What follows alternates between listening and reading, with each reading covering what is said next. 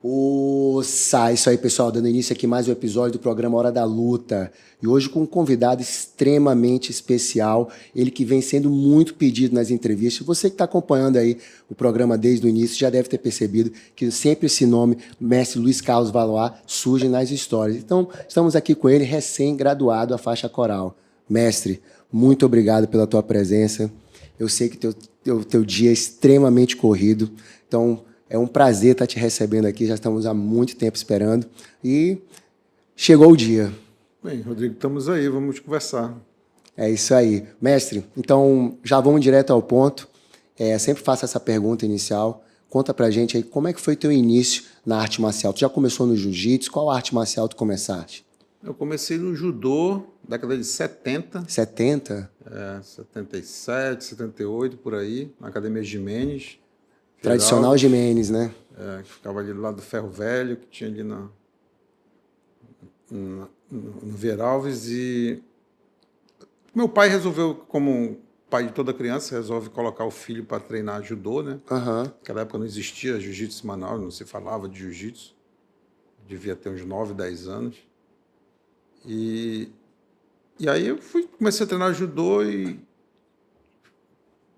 fui campeão amazonense algumas vezes de judô, estudantil também. Naquela época os jogos estudantis era bem difícil. Sim, com certeza, um campeonato à parte, imagina. Contra o Dom Bosco, que tinha um judô forte, escola técnica. E tu era de que colégio? Eu estava no Danelson. Ah, olha só. Eu era o único campeão do Danelson. Devia ser praticamente o único competidor mesmo, né? Eu me lembro que uma coisa que me fez gostar muito do esporte e nunca mais abandonar o esporte tem a ver com isso. Eu treinava judô na Jimenez e nos Jogos Estudantis praticava pelo Danelson, que não tinha muito esporte, não tinha muito incentivo ao esporte lá. Judô, por exemplo, não existia.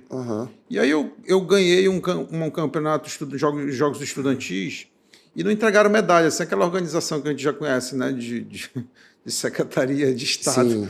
E aí não entregaram as medalhas e tudo bem. Aí eu fui para casa, fui campeão, mas fui para casa, não ganhei medalha nenhuma. E entregaram a medalha no colégio.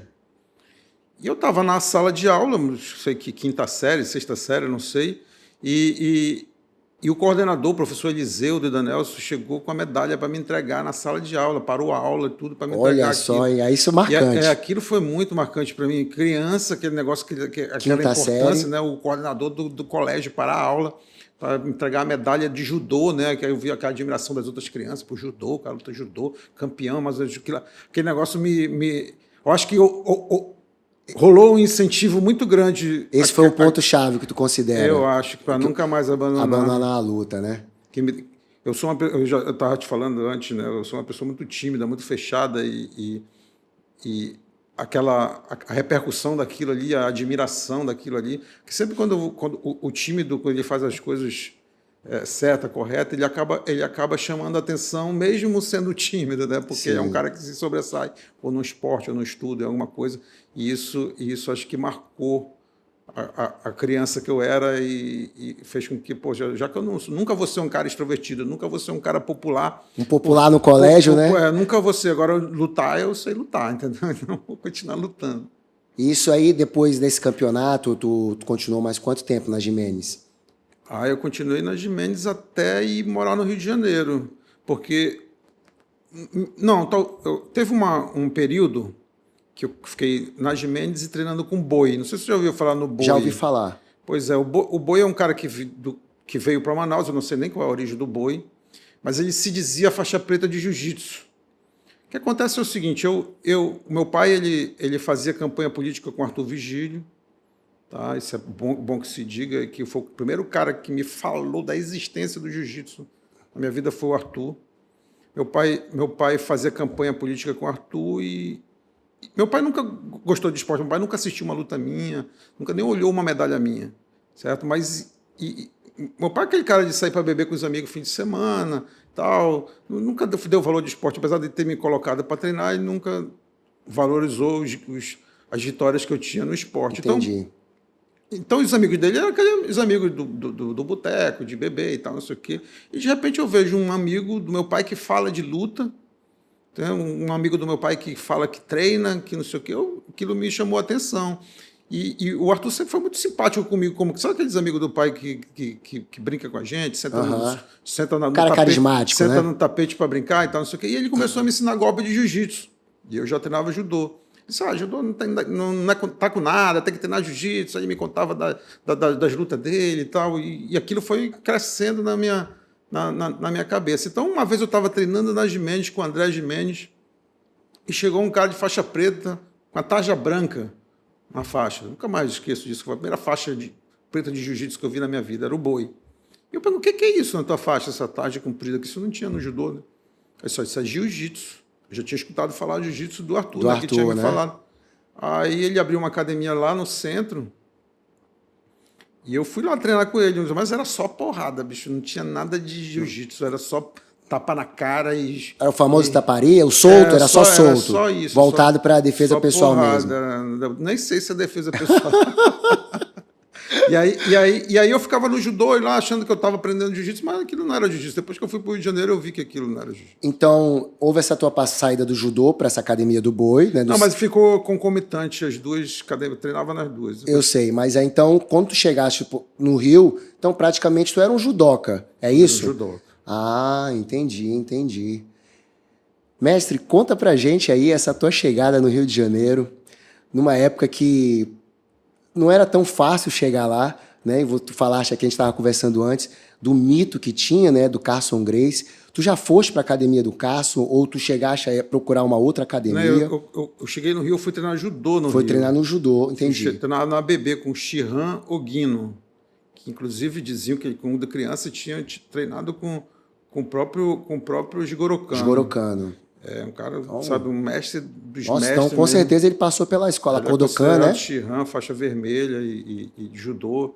E como o treino lá na ABB do Rio de Janeiro era mais à noite, e eu estudava à noite, eu ficava indo na ABB de manhã, que era o horário que o Shihan Ogino mais ficava. Então, tive muito aprendizado com esse professor de judô. Mestre, e nessa época tu tinha noção desse professor que estava tendo, o cara que já passou pela mão do Jigoro Kano lá, da Kodokan? Tinha noção. Tu tinha noção? Não tinha noção. Caramba, porque tu passou pela mão do Carson Gracie, passou não, pela mas mão... o Carson veio depois. Eu sei, mas tipo assim, nessa tua linha, então treinou com verdadeiras lendas, né? Agora tem uma coisa que, por exemplo, que o Robert Drysdale ele fala do chão do judô, né? Que ele diz que o jiu-jitsu vem mais do judô do que, na verdade, do jiu-jitsu antigo.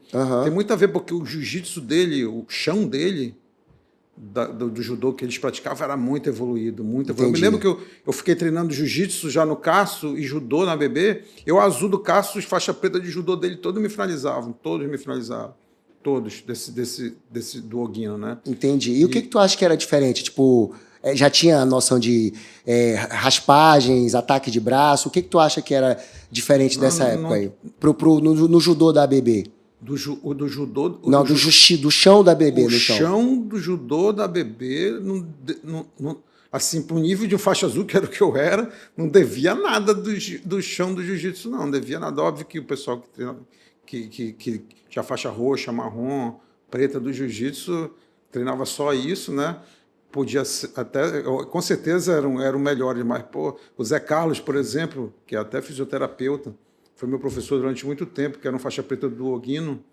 Ele, muito fera de chão, muito fera, um cara muito bom. E eu treinava lá. Então, o que aconteceu? Uma vez eu estava como eu tinha escutado falar muito do Cássio, meu sonho era treinar com o Cássio. O Cássio, como eu te falei, era um mito para mim. Meu sonho era treinar com o Cássio. Tu já tinha escutado ele em Manaus ou não? Não, eu tinha escutado pelo Arthur. Pelo Arthur, né? Entendi. Por isso que eu fui treinar com o Boi, porque o Arthur falava do Cássio. O Cássio era como se fosse, para uma criança que joga futebol hoje, era como se fosse o Neymar para mim, Imagino, com certeza. Melhor do que o Neymar, que o Neymar tá melhor do que o Neymar. No Brasil, ele está um Messi da vida. O Cássio era um cara que, que conhecer para mim era uma coisa muito distante. Tanto que eu pedi uma carta. O que aconteceu? Eu estava indo para a ABB, nunca mais me esqueço, o ônibus 433, que passava no Flamengo e ia para a Lagoa. E passava por Copacabana também, antes de entrar na Lagoa. Então, eu vi umas crianças, Carson Gracie no kimono. Porque é importante dizer que as pessoas não entendem que naquela época não tinha internet. Não tinha, é difícil. Não tinha informação. A gente tem que estar sempre contextualizando isso. Não tinha informação, não tinha nada. Você tinha que perguntar das pessoas. O máximo é uma revista, né, meus caras folheavam. Não existia revista de luta naquela época. Sim. Só placar. Entendi. Esporte no Brasil é só placar, não existia revista de luta. Verdade. Eu me lembro que a Kiai, que foi uma das primeiras, eu já era faixa preta. Eu saí na primeira. Caramba. Eu só fui campeão brasileiro, eu já saí na Kiai já. Entendi agora a ordem. Então não existia nada disso, não tinha informação. Eu vi umas crianças com Carson Gracie pintado descendo num ponto em Copacabana. Isso deve ser por aqui, né? Aí eu parei, a mãe disse: olha, onde é que é? Não, é aqui nessa rua, aqui na esquina. Aí beleza, aí uma dessa eu falei com meu pai, eu falei com o Arthur, não me lembro, pelo telefone. Eu disse: Neto, me dá uma carta para eu ir nessa academia do Cássio, eu quero conhecer o Cássio, eu quero treinar lá. Meu sonho, se eu fosse faixa azul do Cássio, já era uma coisa assim absurda para mim. Imagina preta, nem imaginava, eu só queria treinar com o Cássio. Era um sonho. Então, isso o ano é? Isso era 85. 85, tá. E aí o Cássio me deu uma carta, só ele é faixa verde de judô e tal, não sei o quê. O Arthur, né? Filho de um grande amigo, uma boa pessoa, não sei o quê, Cássio e tal, não sei o quê. E peguei a carta, fui lá no Cássio, né? Aí o Cássio tinha 2 tatames em cima, que o Hollis tinha acabado de morrer, e tinha um tatame do Hollis, que era antigo do Hollis, tinha os alunos do Hollis que davam aula lá, e o tatame do Cássio. E um tatame embaixo, que eu acho que o Cássio usava para aula particular, e dormia também lá, morava lá nesse tatame embaixo. Ele não estava em cima. Aí disse: espera aí que o Cássio vai já descer. Eu nunca mais me esqueço do Cássio descendo aquela escada, bicho. Nunca mais esqueço do Cássio descendo a escada. Parecia um gigante para mim, sabe? Um gigante. Eu com a carta na mão. Com a carta, devia estar muito nervoso, né? Entrei, bichão. O Cássio não deixa ninguém... O Cássio não deixava ninguém desconfortável. Ninguém. Se sentisse que tu estava desconfortável do lado dele, ele fazia você deixar de estar desconfortável. Isso era um dom dele. Ele não deixava ninguém ficar desconfortável. Podia ser ele era o Carson Gracie, cara. Um cara que era o... Sabe? Para mim era... Mas ele não deixava ninguém ficar desconfortável. Entra aí, bichão, entra aí, bora lá, não sei o que. Daqui a pouco você tá amigo dele. Era impressionante. O Cássio não passava 5 minutos conversando com ele e você já se sentia amigo dele. Muita gente fala isso. É uma coisa universal mesmo em relação a ele. E aí comecei a treinar no Cássio, continuei no Cássio e no Mas judô. Ele chegou a ler a carta? Leu a carta. Ah, que legal. Falou mal do Neto, né? que o Neto era muito danado, né? Que o Neto era muito marginal, bagunceiro, não sei o que e tal.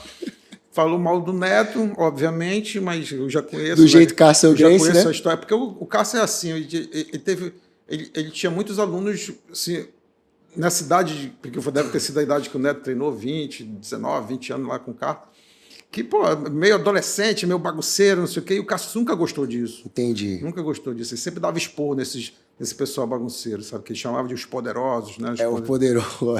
Muito poderoso. E aí, assim, o Neto era um poderoso mor, como ele dizia. Entendi. E aí ele te chamou, já se sentiu em casa, e o primeiro treino, como é que foi? Posso vir treinar? Outra dúvida. Eu não me lembro do meu primeiro treino. Eu sei que segundo o Della Riva, conversando com o Della Riva outro dia, ele disse: não, tu no primeiro dia que foi treinar lá, tu botou a faixa verde de judô, foi treinar lá, não sei o que. Tá. Parece que eu ganhei uma certa antipatia porque eu botei a faixa verde de judô para treinar na academia de jiu-jitsu, né? Mas eu não me lembro disso. Entendi. Eu só me lembro que uma vez eu treinando, eu dei uma queda nele. Eu era faixa branca, o Della Riva era roxa. E aí estava treinando do lado assim. Foi o dia que eu conheci o Della Riva mesmo, sabe? Eu dei uma queda no cara, que não era para estar treinando em pé, quando tem uma pessoa treinando no chão, não é para estar treinando em pé. Mas eu dei uma queda no cara, não sei, ficando em pé, eu resolvi dar um tomou na guia no cara. Entendeu? Aí, pum, o cara caiu com com o tornozelo, com calcanhar na cabeça no olho do Della Riva, cara. Abriu o supercílio do Della Riva. Que o faixa branca, abriu o supercílio do faixa roxa, que eu nem treinava com o cara. Faixa branca, diga-se de passagem, daquela época, né? Que hoje em dia a gente tem muito cuidado com faixa branca, então imagino que a galera foi em cima mesmo de tudo, né? Não, como eu digo, eu só treinava de manhã, né? Por causa que eu estudava à noite, então não tinha aqueles casca grossa da pesada. Entendi. Mas o Della Riva sempre treinava de manhã. Eu sei que corre, bota gelo, eu fui na farmácia, comprei algodão e lavei o Cássio tinha um spray que ele usava nos galos de briga dele. Aham. Tacou-lhe no olho do Della Riva. Eu sei que o Della Riva não ficou cego, então ficou bem. Aí o Della Riva acabou se tornando um dos meus melhores amigos no caso. Entendeu? Eu me considero padrinho de casamento do Della Riva, porque eu acompanhei o namoro e tudo. Não sei o que. Ele me convidou para ser padrinho, mas acabou que eu estava em Manaus já na época que ele casou. Mas o Della Riva acabou se tornando um dos meus melhores amigos. O Della Riva, o Libório, o Bebel, depois o Murilo, depois de um tempo, mas o Della Riva com certeza foi o meu primeiro, desse pessoal famoso de hoje em dia, o Della Riva foi o meu primeiro amigo no CARS. Eu tive a oportunidade de treinar com ele durante 8 meses, né, lá no Rio, antes de eu voltar para Manaus. E, cara, um cara muito especial, um cara que tem um dom de lembrar os nomes de todos os alunos dele. E foi um cara diferente, porque, como tu falaste, ele já era muito famoso e ele tratava todo mundo igual, não tinha aquela hierarquia, ele conversava, às vezes se cruzava em Copacabana, ele, Rodrigão, eu falei, caramba, Della Riva tá falando meu nome. E isso foi novo para mim, eu lembro, que é um cara diferente, um cara especial. Della Riva é mesmo. E um cara muito querido pelos alunos dele também, né? Eu achei isso muito interessante. Falei, cara, o pessoal adora o Della Riva, adora mesmo. O Della Riva não deixa de ter sido um exemplo para mim, porque a gente é um pouco parecido em termos de timidez, em termos de ser fechado. E ele, apesar de ser assim, porque você precisa contextualizar o que era o Rio de Janeiro naquela época. Era balada, era abusos, era não sei o quê. A galera, o jiu-jitsu estava nascendo como um lifestyle, vamos dizer assim, entendeu? Então aquela galera da academia era praia do PP, de domingo, não sei o quê. Eu nunca fui muito disso, entendeu? Eu nunca fui muito de galera, nunca fui muito de turma. Então, mas eu via que o Della Riva, por mais que tivesse uma panela no Cássio, a panela não excluía o Della Riva, porque o Della Riva era o Della Riva, entendeu, cara? O Cássio gostava do Della Riva, o Della Riva era o cara fera. Então eu disse, pô, se um dia eu for campeão, um dia eu vou continuar lutando e for campeão, o Cássio não gostar de mim, o Cássio sempre gostou de mim desde o começo, não vai ter como eu ser excluído de nada, né? Então foi assim aconteceu. O Della Riva sempre foi um exemplo. Sempre teve presente ali na tua trajetória no Cássio. Sempre, inclusive, tem um fato interessante da minha vida de luta, que eu comecei ganhando os campeonatos usando judô. Então, faixa branca eu ganhei tudo, a azul ganhei tudo. Aí chegou um momento na azul, eu tinha sido campeão carioca mais 5, 6 vezes na azul. Inclusive o Rickson chegou até a baixar um decreto na federação dizendo que eu não podia mais lutar de azul, porque eu já tinha ganho um monte de campeonato. Aí o Cássio disse, então tu não vai lutar aqui, o Rickson não passa aluno meu de faixa. O Rickson fez isso com vários alunos do Cássio, só que o Cássio passou, mas ele não passou. Então, o Rickson não passa aluno meu de faixa, então tu vai ficar na azul. Aí eu, pô, sabe Deus quando eu ia poder lutar, né? Quer dizer, e aí houve um decreto. Foi olha, fulano não luta mais de azul. Pronto, o Rickson baixou um decreto lá, ninguém lutava mais de azul. Então, seria a mesma coisa que me passar de faixa, de roxo. Sim. Se eu quisesse ser faixa roxa do Rickson, eu teria saído do Cássio e ia treinar no Rickson. Sim. Teria sido faixa roxa, mas não, eu queria ficar no Cássio. Cássio, olha, tu não vai passar para roxa, tu vai ficar na azul. Rickson não passa... Isso te chateou? Não, me deixou orgulhoso, né? Porque Entendi. o Rickson está dizendo que eu posso lutar de roxo. Mas eu não podia mesmo, não. O que aconteceu? Aí eu... Tudo bem, voltei a competir e tal. Não sei o que o Cássio resolveu lá com o Rickson, eu sei que resolveram e eu voltei a competir de azul. Ganhando os campeonatos e tal, não sei o quê. De repente, eu comecei a perder. Comecei a perder. Eu não entendia por que eu estava perdendo. Impressionante, era um negócio simples, mas eu não conseguia entender por que eu estava perdendo. Depois eu descobri que era porque eu deixei de treinar judô. Como eu deixei de treinar judô, eu parei de derrubar. Como eu só sabia passar guarda, eu perdia a luta. Não derrubava, ficava naquela, às vezes caía por baixo, perdia a luta. Nunca ninguém me finalizou naquela época, nunca nada, não sei o quê, mas, pô, eu não ganhava. Antigamente eu derrubava, ficava por cima e ganhava a luta. Depois eu parei de derrubar, comecei a perder. Só que eu não sabia disso, eu não estava entendendo isso. Já não tinha entrado na tua mente essa parte. Não, foi aí que entra o Della Riva de novo.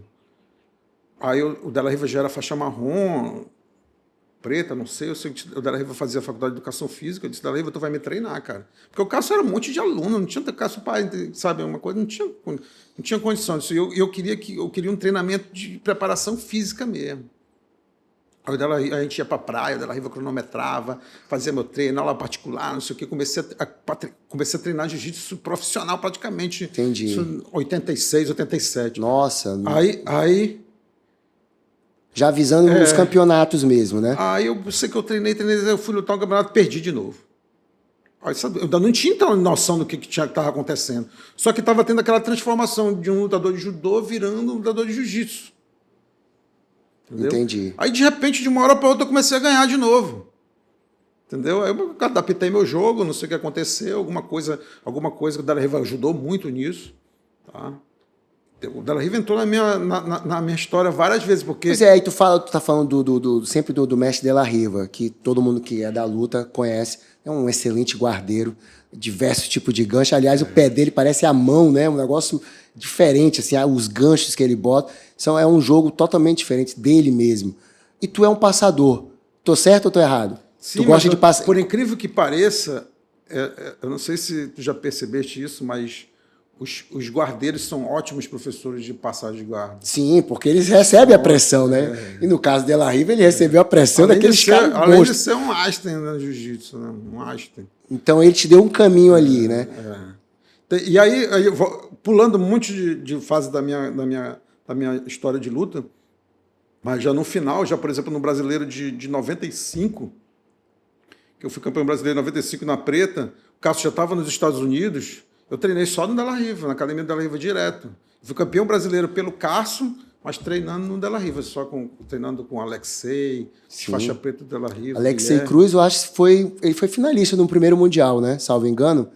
Eu acho que foi. Ele foi finalista. Você falou esse nome, agora eu tô lembrado. Alexei Cruz, até. Não me lembro sobre o nome da Alexei. Desculpa, Alexei. Mas só pegando esse gancho, porque a gente está falando de uma época onde existia muita fidelidade, né? Como que foi essa primeiro o Della Riva abrir a academia dele, agora tu falando que tu treinou na Della Riva representando o Cássio, não tinha problema, sempre o Della Riva, até com esse alto astral dele, essa energia diferente, ele conseguiu ganhar o Cássio para liberar ele e ter uma academia. Conta pra gente também. Eu nunca pedi do Cássio, nem nunca perguntei do Della Riva sobre isso. Não tinha problema nada. Eu, o Libório e o Bebel, que eu falei que eram os meus primeiros amigos assim, no Cássio, nós sempre treinamos com o Della Riva sempre abriu as portas, sempre lutamos pelo Cássio. Sempre. Porque na época do Cássio, o Della Riva estava começando, o Della Riva não tinha aluno faixa preta, o Della Riva estava começando. E isso é uma coisa que eu acho que o Della Riva entendeu. Ele viu que os alunos dele treinando com os alunos do Cássio, só ia evoluir os alunos dele, né? Porque o jiu-jitsu é treino, não tem... Professor, acho que é 10%. Jiu-jitsu é treino. É treino. O resto... Se o cara treinar, né? Pode o outro treinar mais ou menos. Se tiver o melhor professor do mundo, o outro treinou mais ou menos, vai perder. Então, tu fez muitos campeonatos no Rio de Janeiro. Azul, roxa, marrom...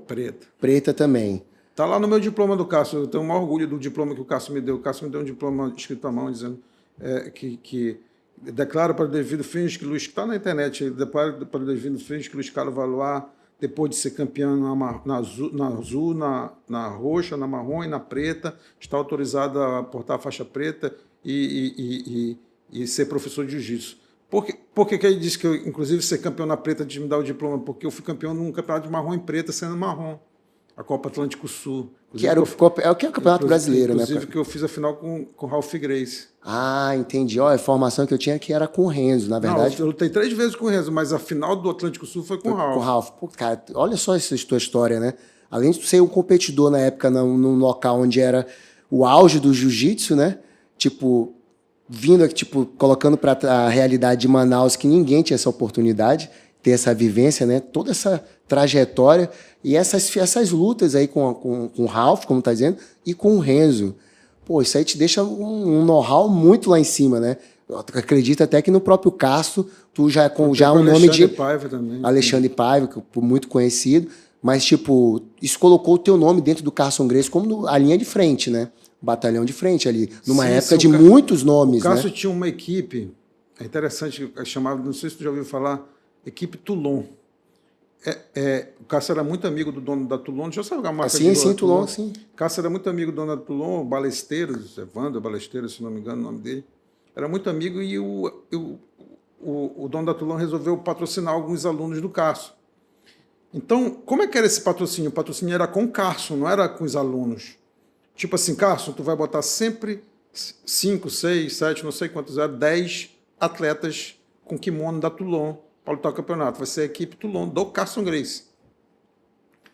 E acho que eram uns 10.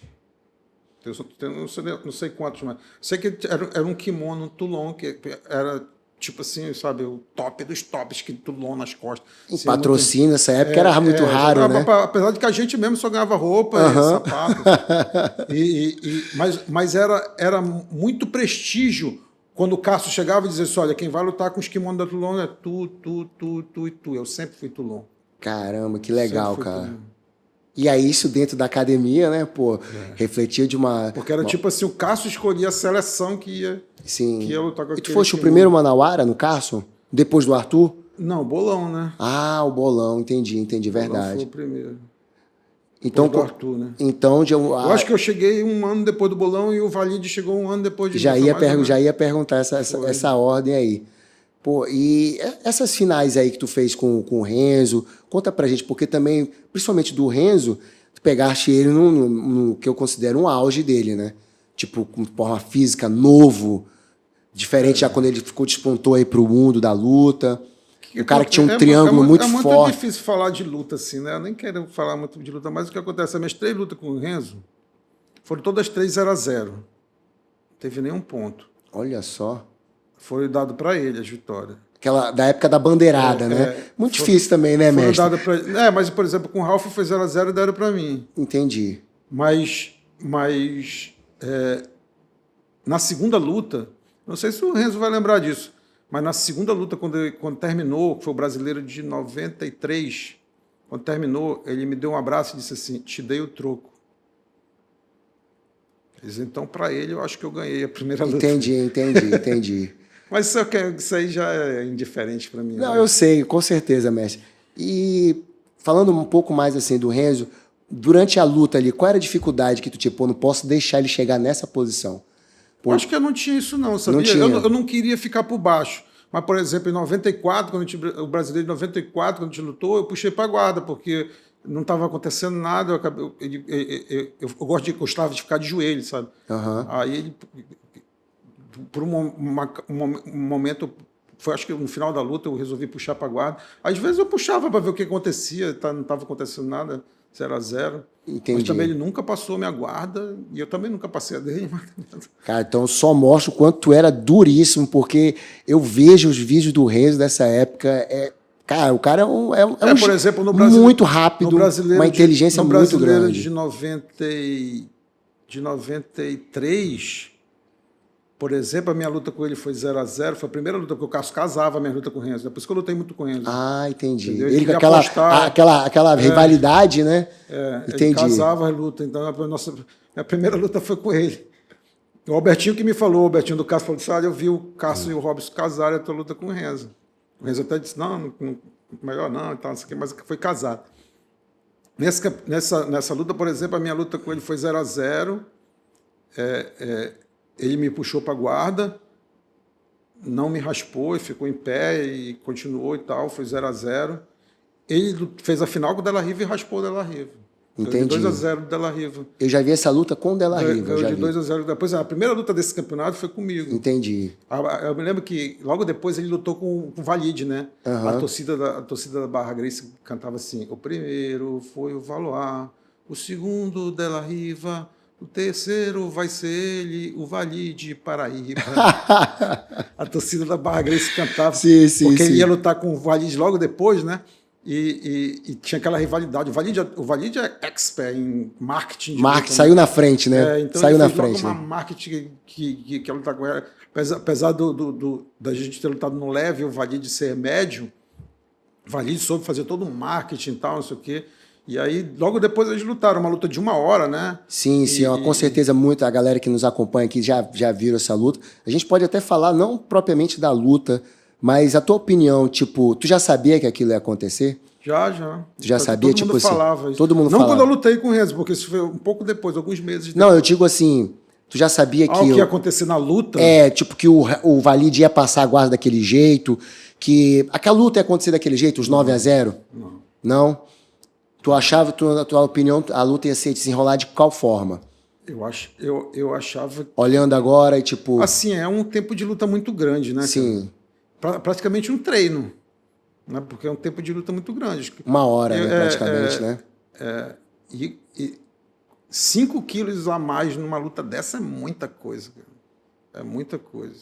Eu não imaginava que ia ser da forma como foi, mas o Valide também era muito duro, cara.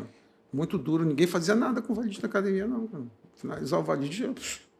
E os botes que o Renzo deu, né? Tipo, alguns durante a luta foram botes muito certeiros. A gola, o relógio no começo. Ninguém finalizava. E o cara, ele teve muita tranquilidade. Eu lembro. Agora o Renzo, ele era... Vacilasse, ele pegava. Vacilava, ele pegava. Desce mole, ele era muito... Por sorte, depois da nossa primeira luta, rolou um certo respeito. Eu acho que ele começou a respeitar, porque a primeira luta foi bem dura mesmo. Entendi. Foi bem dura. E aí eu acho que ele respeitou mais, porque, por exemplo, brasileiro em 94, eu já era juiz, cara. Eu já era juiz no Maués, no interior. Peguei um avião, fui 1 mês antes para o Rio e fui lutar com o Renzo. Então, basicamente, essa luta foi com base no treinamento que teve na época que tu morava no Rio, né? E deve ter treinado um pouco no Maués, tu pegou um avião e foi competir. Eu treinava com criança, corria e nadava só, não tinha treino no Maués. Pegou o avião e foi para lá, pro Brasileiro. Foi. E aí, quer dizer... Não sei, eu não posso me avaliar como eu estava na época, porque eu achava que eu estava bem, senão não teria competido. Não, sim, com certeza. Mas com certeza não era o mesmo que está treinando todo dia direto. Como ele, né? Como ele. Que estava respirando jiu-jitsu de manhã, de tarde, de noite, como sempre foi a vida do Renzo ali. Não, eu, por exemplo, brasileiro 95, eu lutei com o Shigeto Yamazaki, lutei com o Múzio De Angelis na final. Que é o árbitro agora, né? E eu saí do interior do nada, do trabalho, trabalhando com direito, processo, não sei o quê. Lá no interior, peguei um avião, 2 meses antes, fui para o Rio, tirei uma licença, umas férias que eu tinha lá, fui treinar. Eu, sinceramente, eu não conheço ninguém que tenha sido campeão brasileiro no adulto faixa preta, trabalhando de juiz no interior do E qual foi? país. O que tu acha que é isso? Tipo, a tua mente mudou? Autoconfiança? Porque jiu-jitsu eu sei que tem, mas tipo, na hora da competição, porque todos esses que tu lutou nessa época, né, estavam focados, fazendo unicamente isso, provavelmente. Como tu falaste, estava trabalhando, tendo uma outra vida. Então, o que tu acha que é o diferencial aí? Cara, eu acho o seguinte, que o treino no Cássio era um treino muito superior para a nossa geração. Entendi. Entendeu? Era um treino muito superior, tanto que era uma equipe que não perdia para ninguém, entendeu? Então demorou, por exemplo, para vir a Aliança. Não, bem depois. Depois a Aliança, a Barra Grace. Acho que a Barra Grace foi que começou ali, né? Pois tinha Kyoto na Tijuca, tinha umas academias que eram muito boas, mas o Cássio era muito superior. O professor Oswaldo Alves, entendeu? Tinha um monte de aluno muito bom. Mas o Cássio, assim, no geral, ele era muito superior. Então, nosso tempo, depois de treinar com o Zé Mário Sperry, treinar com o Eu já ia falar disso. Vamos falar os nomes? Alan Góes, treinar com Libório. Libório, né? Sabe? Que todo mundo fala que tipo, era um cara duríssimo, né? Então, Zé Mário, Murilo Bustamante, Libório, Alan Góes. Olha só as feras, meu irmão. Só isso aqui, meu irmão. O Zé Mário, já falei, né? O Zé Mário... O Vitor Belfort, cara, era criança. Mas chegou muito depois, né? Chegou muito depois. Eu me lembro de eu treinar de preto e ele de azul. Eu com ele de azul, eu preto. Já de azul e de preto. E vendo agora, escutando a tua história, tu teve presente diversos momentos ali históricos, né, na luta, principalmente o desafio do jiu-jitsu, luta livre, né, pela data que tu tá falando, já estava no Rio, como é que tá? Ou chegou logo depois? O que acontece? Na marrom, a faixa marrom, vim para Manaus passar um tempo. Foi, acho que a época desse Vale Tudo. Entendi. Eu vim para Manaus passar um tempo. Foi engraçado que Não sei se você conhece o Sonequinha da Barra Sim, Grace. conheço. Pois é, o Sonequinha estava aqui em Manaus também, a gente treinou direto junto, uma coisa que... Não sabia dessa passagem dele direto aqui. Junto. O pai dele era dono de uma empresa de ônibus aqui de Manaus. Olha e ele passou só. um tempo aqui em Manaus, o Sonequinha. E aí, passou na época que eu estava aqui. O que acontece? Quando eu vim para Manaus, eu não fui muito bem recebido pelo pessoal do jiu-jitsu aqui, né? Pois é, tu já devia estar anos-luz na frente, né? Quando tu voltou aqui. Em termos de tem tudo, com academia, treino, Aí, conhecimento técnico. O que acontece? Eu queria treino para mim. Eu não queria ganhar de ninguém, eu só queria ter treino, para continuar treinando, me manter em forma. Então eu pensei, pô, já que no jiu-jitsu não fui muito bem recebido, eu vou voltar para o judô. Aí eu fui para Jimenez de novo. Aí, isso em 89, 90, por aí. Mas por que tu não foi bem recebido, tu acha? Tu teve essa impressão? Olha, primeiro, Humberto era o presidente da federação e eu vi aquele negócio assim... primeiro tinha uma rivalidade da luta livre com o jiu-jitsu muito grande. Né? O pessoal da Bruno Cira. Uhum. Eu não entendi aquilo. Tá? Então tu não tomou um partido ali? Não, muito bem. Eu já te contar a história que aconteceu. E eu não entendia nada daqui que estava acontecendo. Eu vim passar 6 meses aqui em Manaus. Entendeu? Eu não estava entendendo. O Humberto me botava para ser árbitro, eu arbitrava alguns campeonatos. Naquela época, branca lutava com azul lutava com roxo. Só tinha até roxo, que era o Lilinho, Marco Aurélio, que era o Juricaba, que chegaram a pegar. Mas nessa época, eles nem era azul. Por exemplo, o Diban, o irmão do Ulisses, era faixa azul. Eu arbitrei a luta do Diban com Bertolucci. Eu fui o árbitro. Então, e eu não sabia quem eles eram. Pô, estava lutando de faixa branca, pô. Pra mim é faixa branca. E tu já eu não sabia que de faixa branca era um professor aqui. Eu não entendia. Entendi. Como pode ser? Depois que vem a história do Paulo Ameba, por isso que depois a gente conta essa história do Paulo Ameba, mas... Vamos chegar nela. Paulo Barros, né? Paulo Barros hoje. Paulo Barros. Aí eu vi aquele negócio, eu não estava entendendo muito aquilo. E eu treinando judô. Aí teve um... Eu sempre perguntava do Humberto, se o branca luta com azul e com roxa, por que o preta não pode lutar? Ou o marrom não pode lutar? Porque eu era marrom na época. O marrom não pode lutar? Não, marrom não pode, tu não pode. O Humberto nunca deixou lutar. Entendi. Aí eu não sei se para não fazer meu nome, não ficar, sei lá, não sei, não deixava. A opção dele era presidente da federação, não deixava. Beleza, aí então eu comecei a dar aula para... Foi assim, comecei a treinar judô. E aí, na Jimenez, os treinos na Jimenez era segunda, quarta e sexta.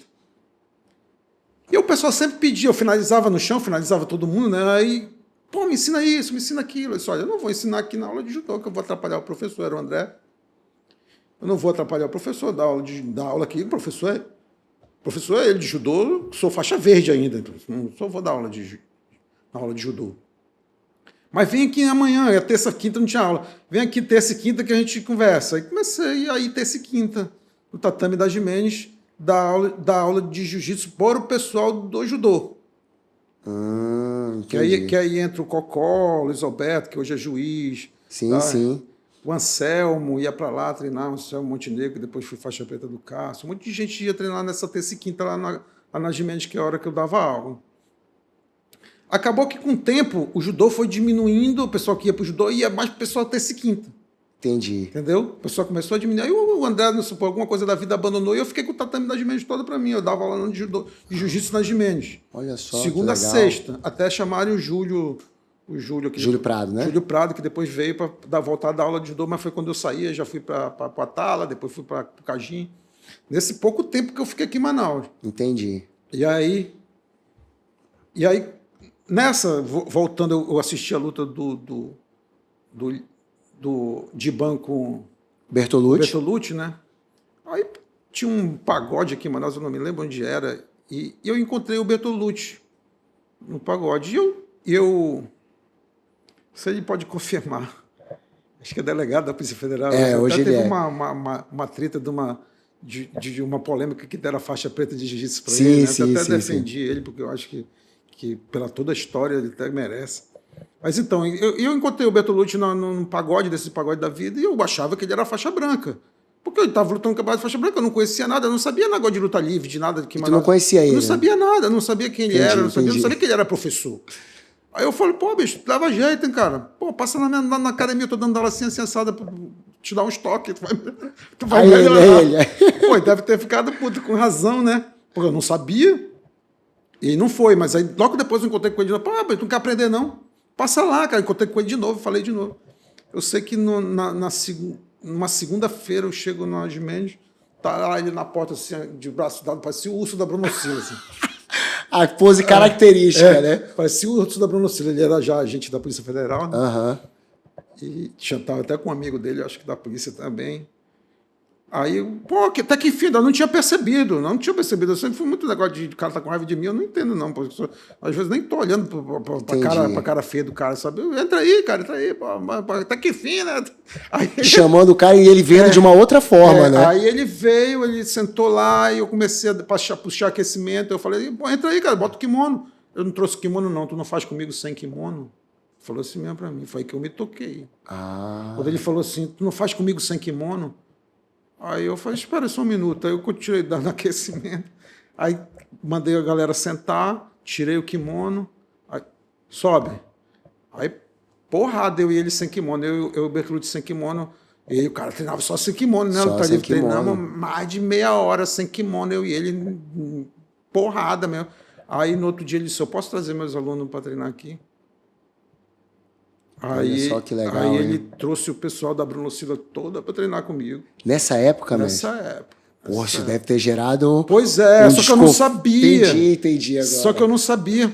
Aí, né? Só pra eu entender, por que tu acha que tu não sabia se tudo acontecia? Porque sempre tu viveu no teu mundo, a gente no início falou, cara muito tímido. Acho que eu sou meio autista. Entendi. Porque eu imagino que no dia a dia só devia se comentar sobre isso, né? Por exemplo, esse treino que ele deu, acho que quando ele saiu de lá, já ligou para alguém, né? Chegou em casa, ó, acabei de treinar com o Valois, porra, do caramba e tal, e a história já foi se espalhando, acho que até chegar nos ouvidos. Óbvio que quando aconteceu isso, todo mundo me falou, olha, o Bertolucci é esse cara, esse assado.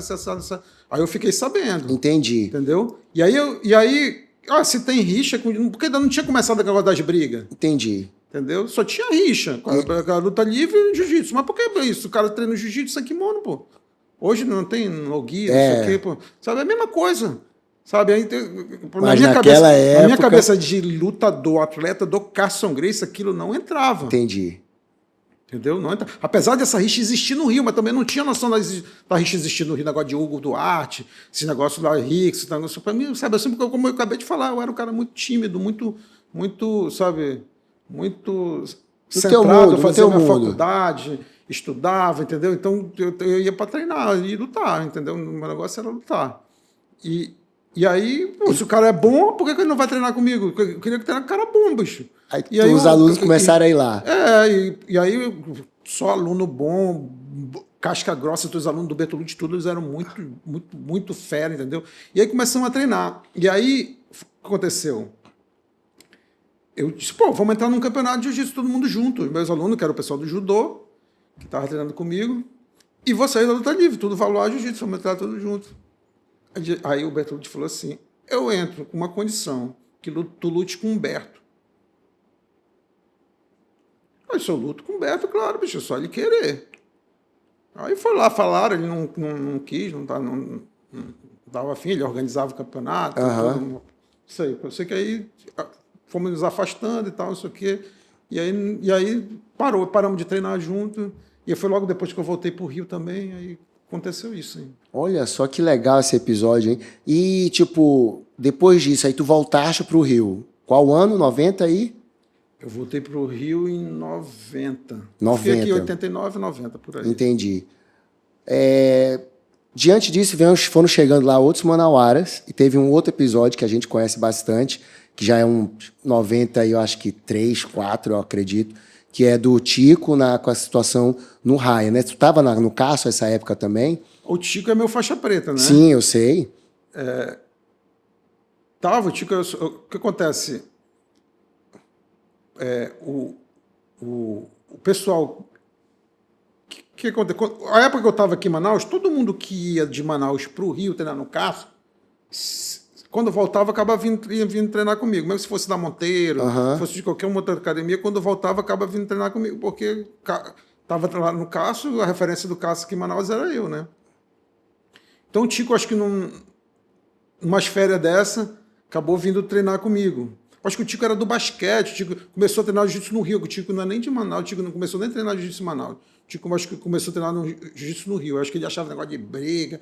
Depois tu pode entrevistar o Tico. Não, ele tá marcado já, tá, né? Vai chegar. Pois é, eu acho que o Tico não gostava muito de jiu-jitsu. Eu via falar, ele achava que era coisa de bagunça, de marginal, de bagunça, de cara que fica brigando na rua e tal, não sei o quê, porque ele realmente viveu uma época em Manaus que era feio esse negócio de briga de rua, né?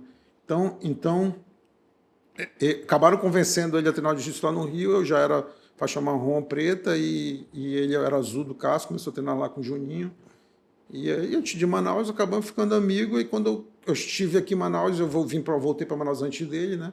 Quando ele vinha, ele ficava treinando comigo. Como ele voltou antes de pegar a preta, ele continuou treinando comigo e pegou a preta comigo. Ah, que legal. Então, tu teve essa...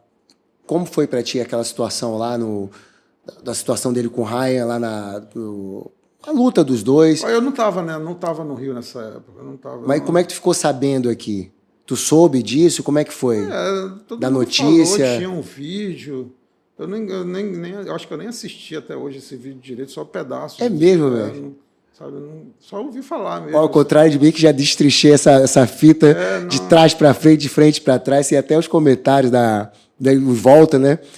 Eu vi uns pedaços na casa de alguém, assim, que botou um VHS desse aí, eu vi, mas eu acho que tirando a orelha do Tico, que quase foi arrancada, normal naquela época brigar assim. Sim, mas a luta em si, lógico, foi a luta duradoura, mas o que chama a atenção naquela situação é a torcida em volta, né? Tanto o Valide gritando, o Renzo. O Valide foi muito casca-grossa. Cara, é surreal aquilo, cara. Exatamente. Né? E o Tico também, o Tico.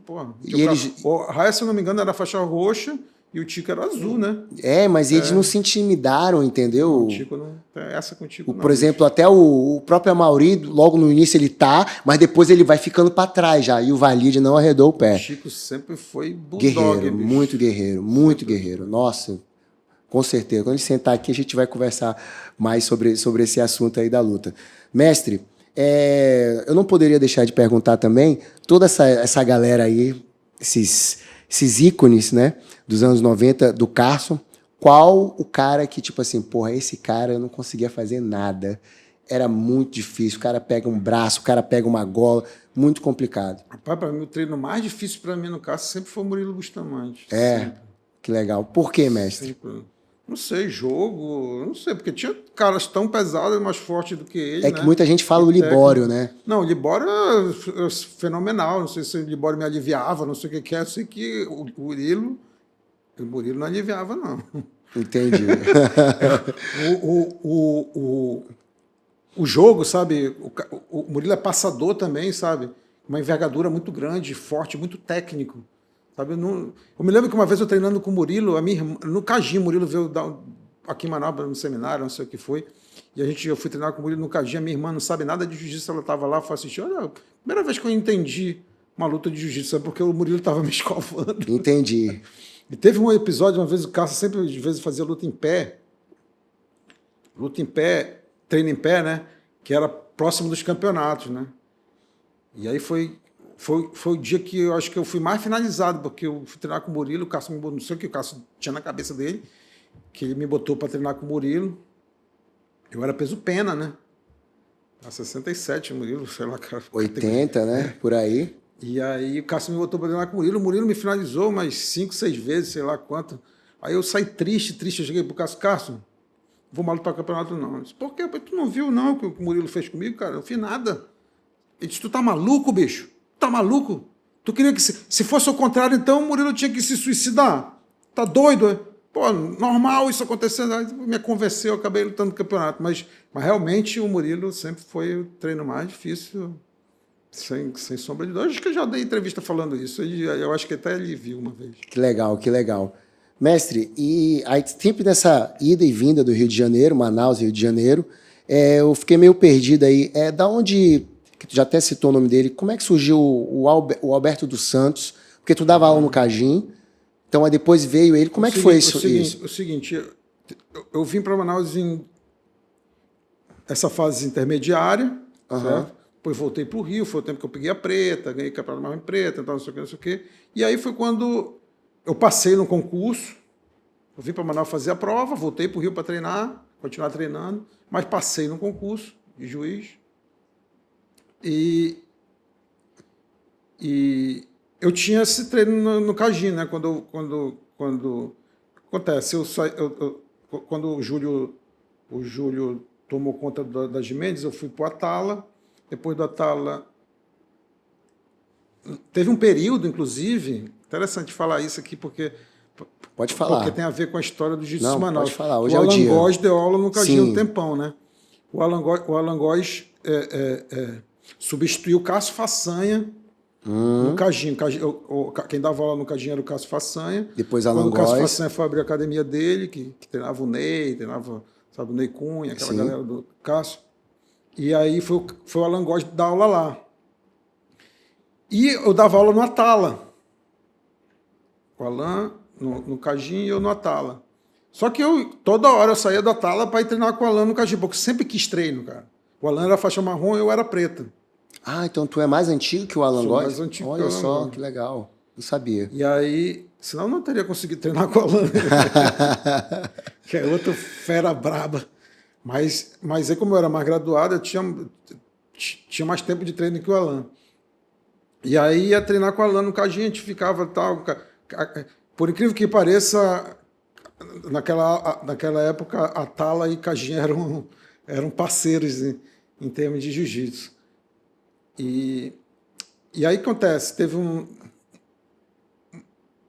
desafio do pessoal da Hells Angels, que tinha um cara que lutava, que um grandão, né? Paulão? Não sei se era Paulão, não. Porque eu lembro que teve uma luta que foi marcada entre o Alan Alan Góes e um cara. Era um cara da Hells Angels, que era um lutador da Hells Que Angels. não teve essa luta, né? Que não teve, pois é. O nome dele era Paulão. Era Paulão? É. Tá. Então, teve essa luta, que ia ser do Alan Góes com esse cara. E o Alan Góes só treinava comigo, cara. Não tinha treino pro Alan Góes.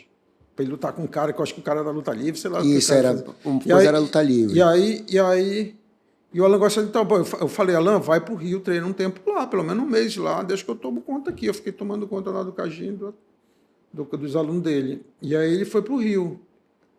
Nessa que ele vai pro Rio, começaram a dizer que não, vamos dar tiro, vamos matar, vamos não sei o quê, que o Alan não vai tirar onda aqui, não sei o quê, não sei o quê.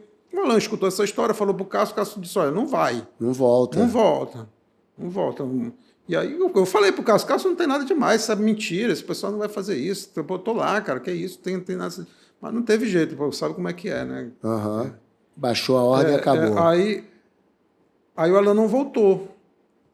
Eu acabei saindo do Atala, indo pro Cagim, assumi a academia do Cagim. Qual foi a tua pergunta mesmo? A minha pergunta é onde é que entra o Albertinho, já que tu estava no Cagim. Aí eu fiquei no Cagim.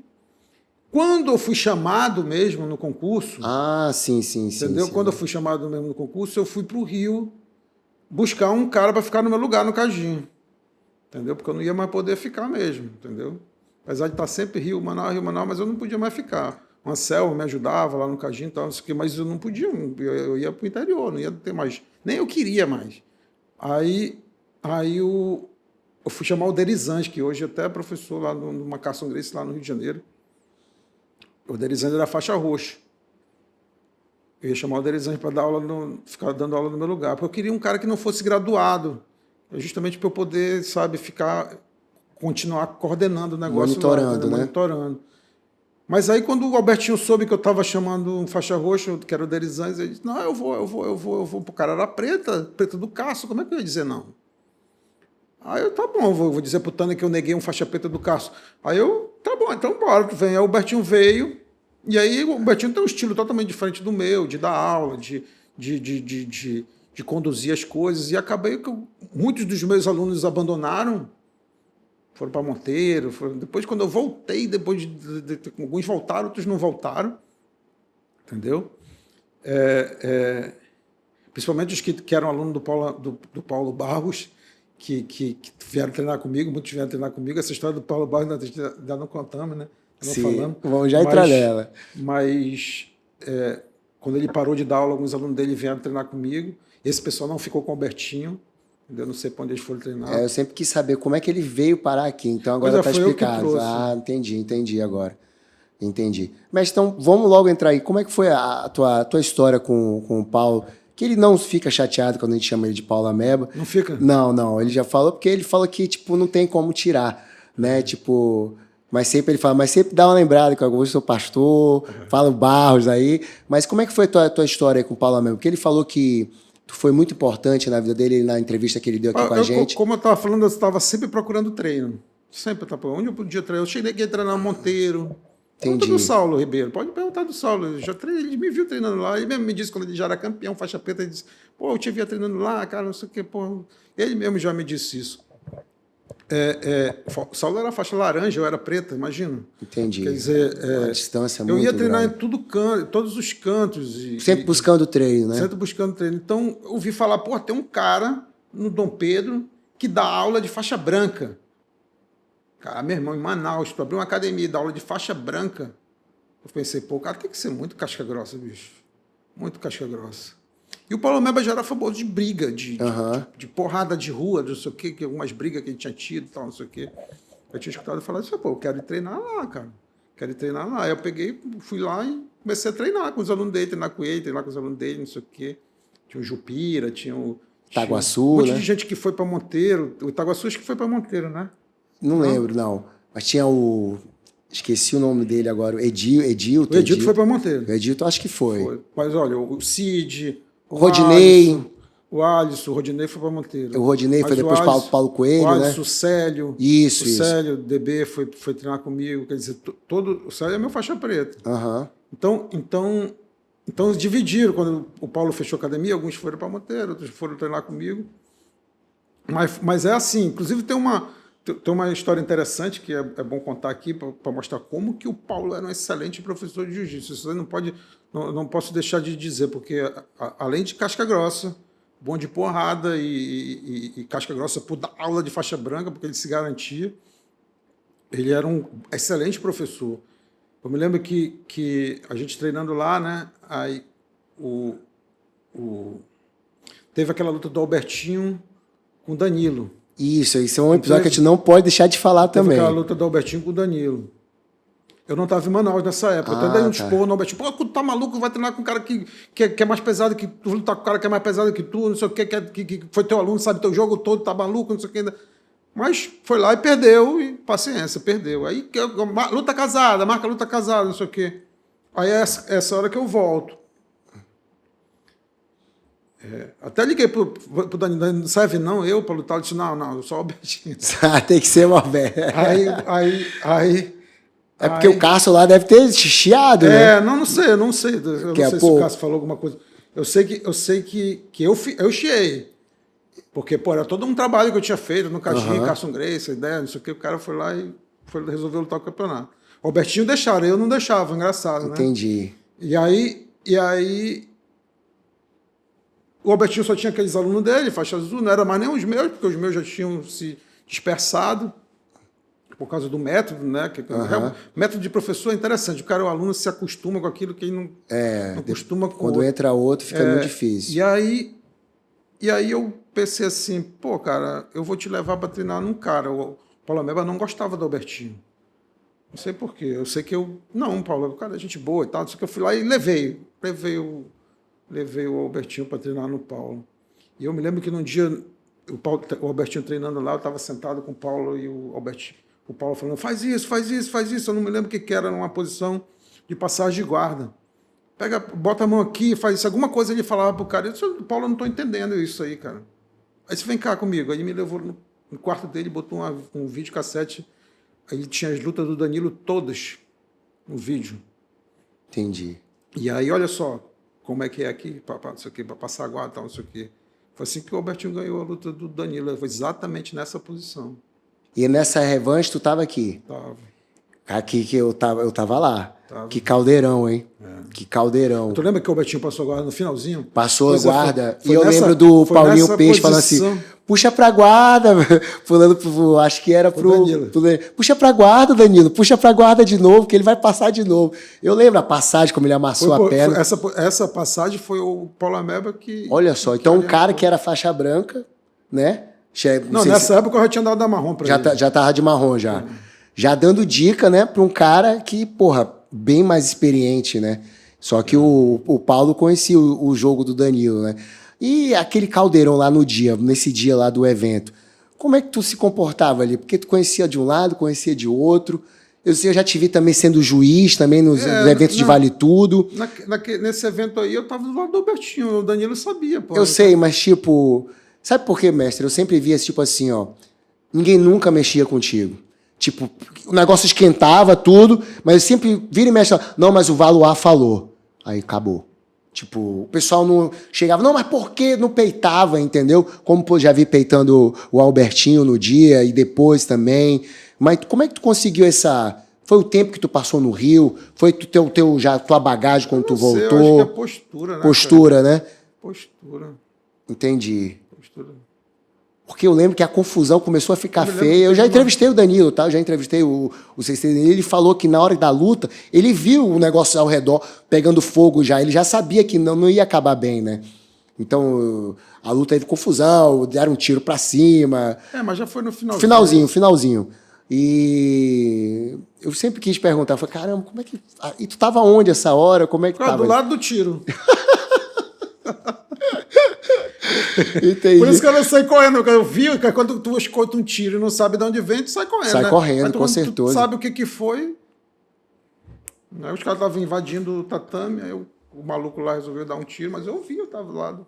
E hoje em dia, contar isso aqui pra rapaziada, eles não conseguem entender como isso, cara. Uma luta, teve tiro, mas era... as cadeiradas em cima do ringue de Vale Tudo, que tinha as cadeiras voando pra tudo que é lado. Sim. Como é que tu também caiu naquela situação de juiz no jiu-jitsu versus o kung fu? Como é que foi isso aí? Porque... Rapaz, sabe o que aconteceu? Eu tava na arquibancada. Eu tava na arquibancada assistindo. Eu fui lá para assistir o Vale Tudo. Aí, não sei o que foi o juiz que faltou, o árbitro que faltou. Alguém da organização subiu. Eu tinha pago o ingresso, pô, para assistir. Não sei tinha nada a ver, tá lá. Tinha nada a ver com aquilo. Alguém subiu a arquibancada e disse, falou, o árbitro faltou, dá para arbitrar 2, 3 lutas aqui. Eu, bicho, eu vim assistir a porrada na arquibancada, tá me chamando para assistir dentro do ringue? Claro que eu vou. E assim ficou, porque foi a primeira vez que eu te vi, entendeu? Foi. Lá em cima do ringue, no árbitro de luta, eu falei, aquele cara, o Valois. Como que lutou o Coelho, né? Lutou o Coelho, lutou o Júnior Cardoso, lutou o Barata, lutou o Coelho, lutou o Lilinho, né? Aí depois no outro evento, o final, teve o Marco Ruas também, saindo do mas teve 2 eventos, né? O primeiro que tu participou, né? Como árbitro. Então a tua história foi na arquibancada lutar, no saudoso CIEC, né? No ginásio do CIEC. Pô, que história, hein? Foi lá assistir e já parou dentro do ringue. Tu vai assistir Vale Tudo, que é porrada, né? Que naquela época quase não tinha regra, né? Só não pode puxar cabelo, morder e as partes íntimas. Né? Então, eu vou assistir a porrada na arquibancada. O cara que pergunta se eu quero assistir dentro do... Foi uma experiência interessante, porque tu escuta o barulho do soco assim. Escuta, decide a luta, separa, bota pro meio. De sangue, então, não tinha luva, não tinha nada. Naquela época não tinha luva do árbitro, o árbitro não tinha luva, sangue espiava em mim. Foi uma confusão. Para mim foi uma experiência interessante. Entendi. Mestre, o teu nome também, eu já escutei essa história, tá presente numa situação que é uma rixa entre 2 lutadores, né? Que era o Jorge Navalhada e o Paulo Coelho. Conta pra gente aí, tipo, pelo menos a informação que eu tenho, que tu conversou com ele, se quem pudesse ter mais uma luta, isso existiu, não existiu? Como é que chegou até você? Eu não me lembro como é que foi. Sempre te busca para resolver uma situação assim ou não? Não, porque eu já era juiz, né? O Coelho tinha sido meu aluno. Coelho, entendi. Eu não sei se o Binho sabe, mas o Coelho fazia aula particular comigo na Tala e várias vezes eu treinei com o Coelho várias vezes. E eu era bem mais graduado, o Coelho era faixa azul, eu era preto. Então o Coelho era meu amigo, entendeu? Considero ele meu amigo ainda. Então, quando aconteceu esse negócio, que foram lá na delegacia geral, o Coelho pediu para eu ir junto. Ah, entendi. Entendeu?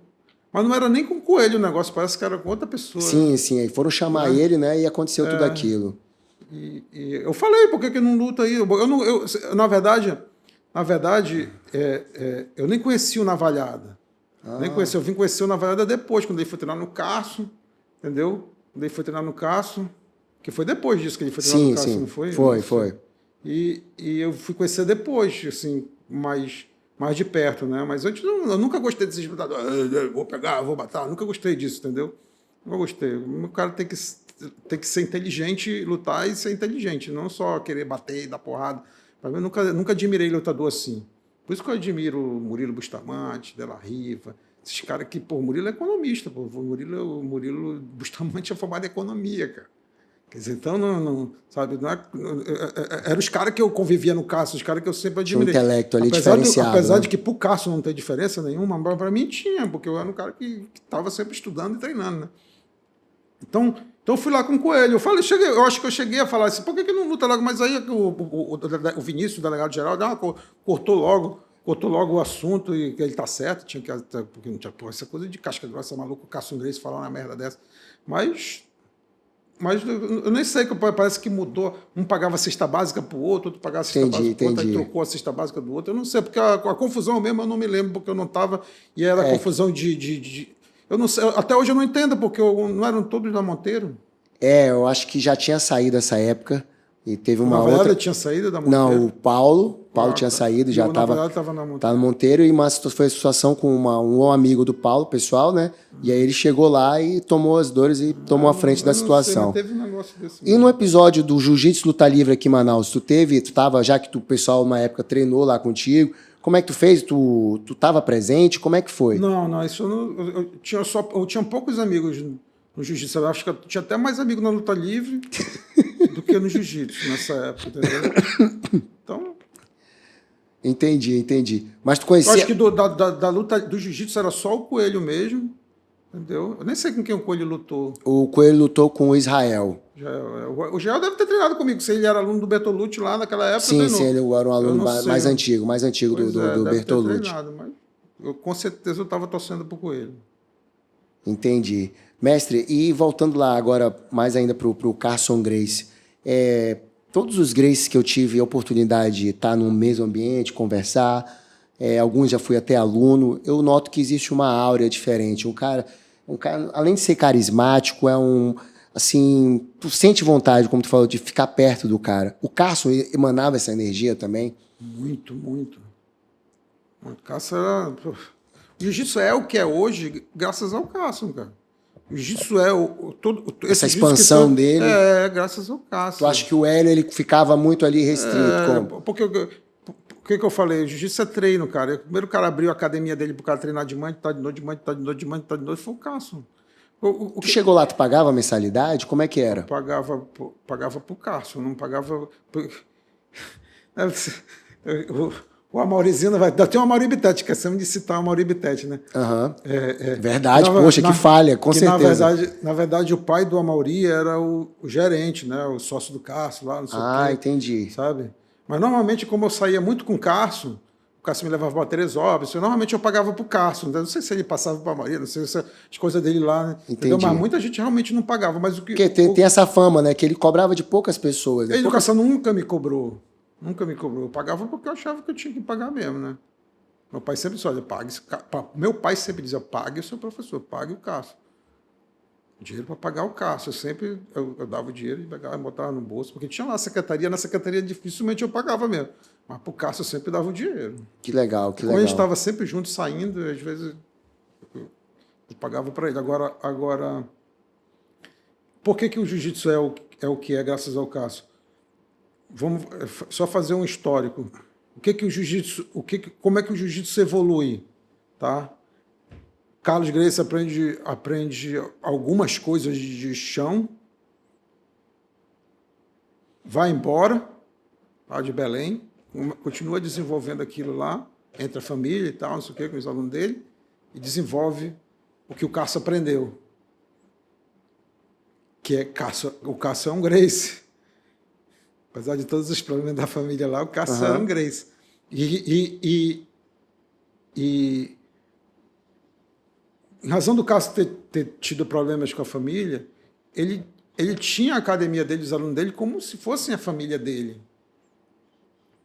Então, eu acho que o Cássio fez da Carson Gracie uma academia Gracie, como se todos fossem Gracie. Entendi. Entendeu? A gente treinava a hora que quisesse, treinava o que quisesse, não tinha, ninguém escondia nada de ninguém, não tinha aula particular para isso, aula particular para aquilo, não tinha nada disso. O Cássio era um livro aberto.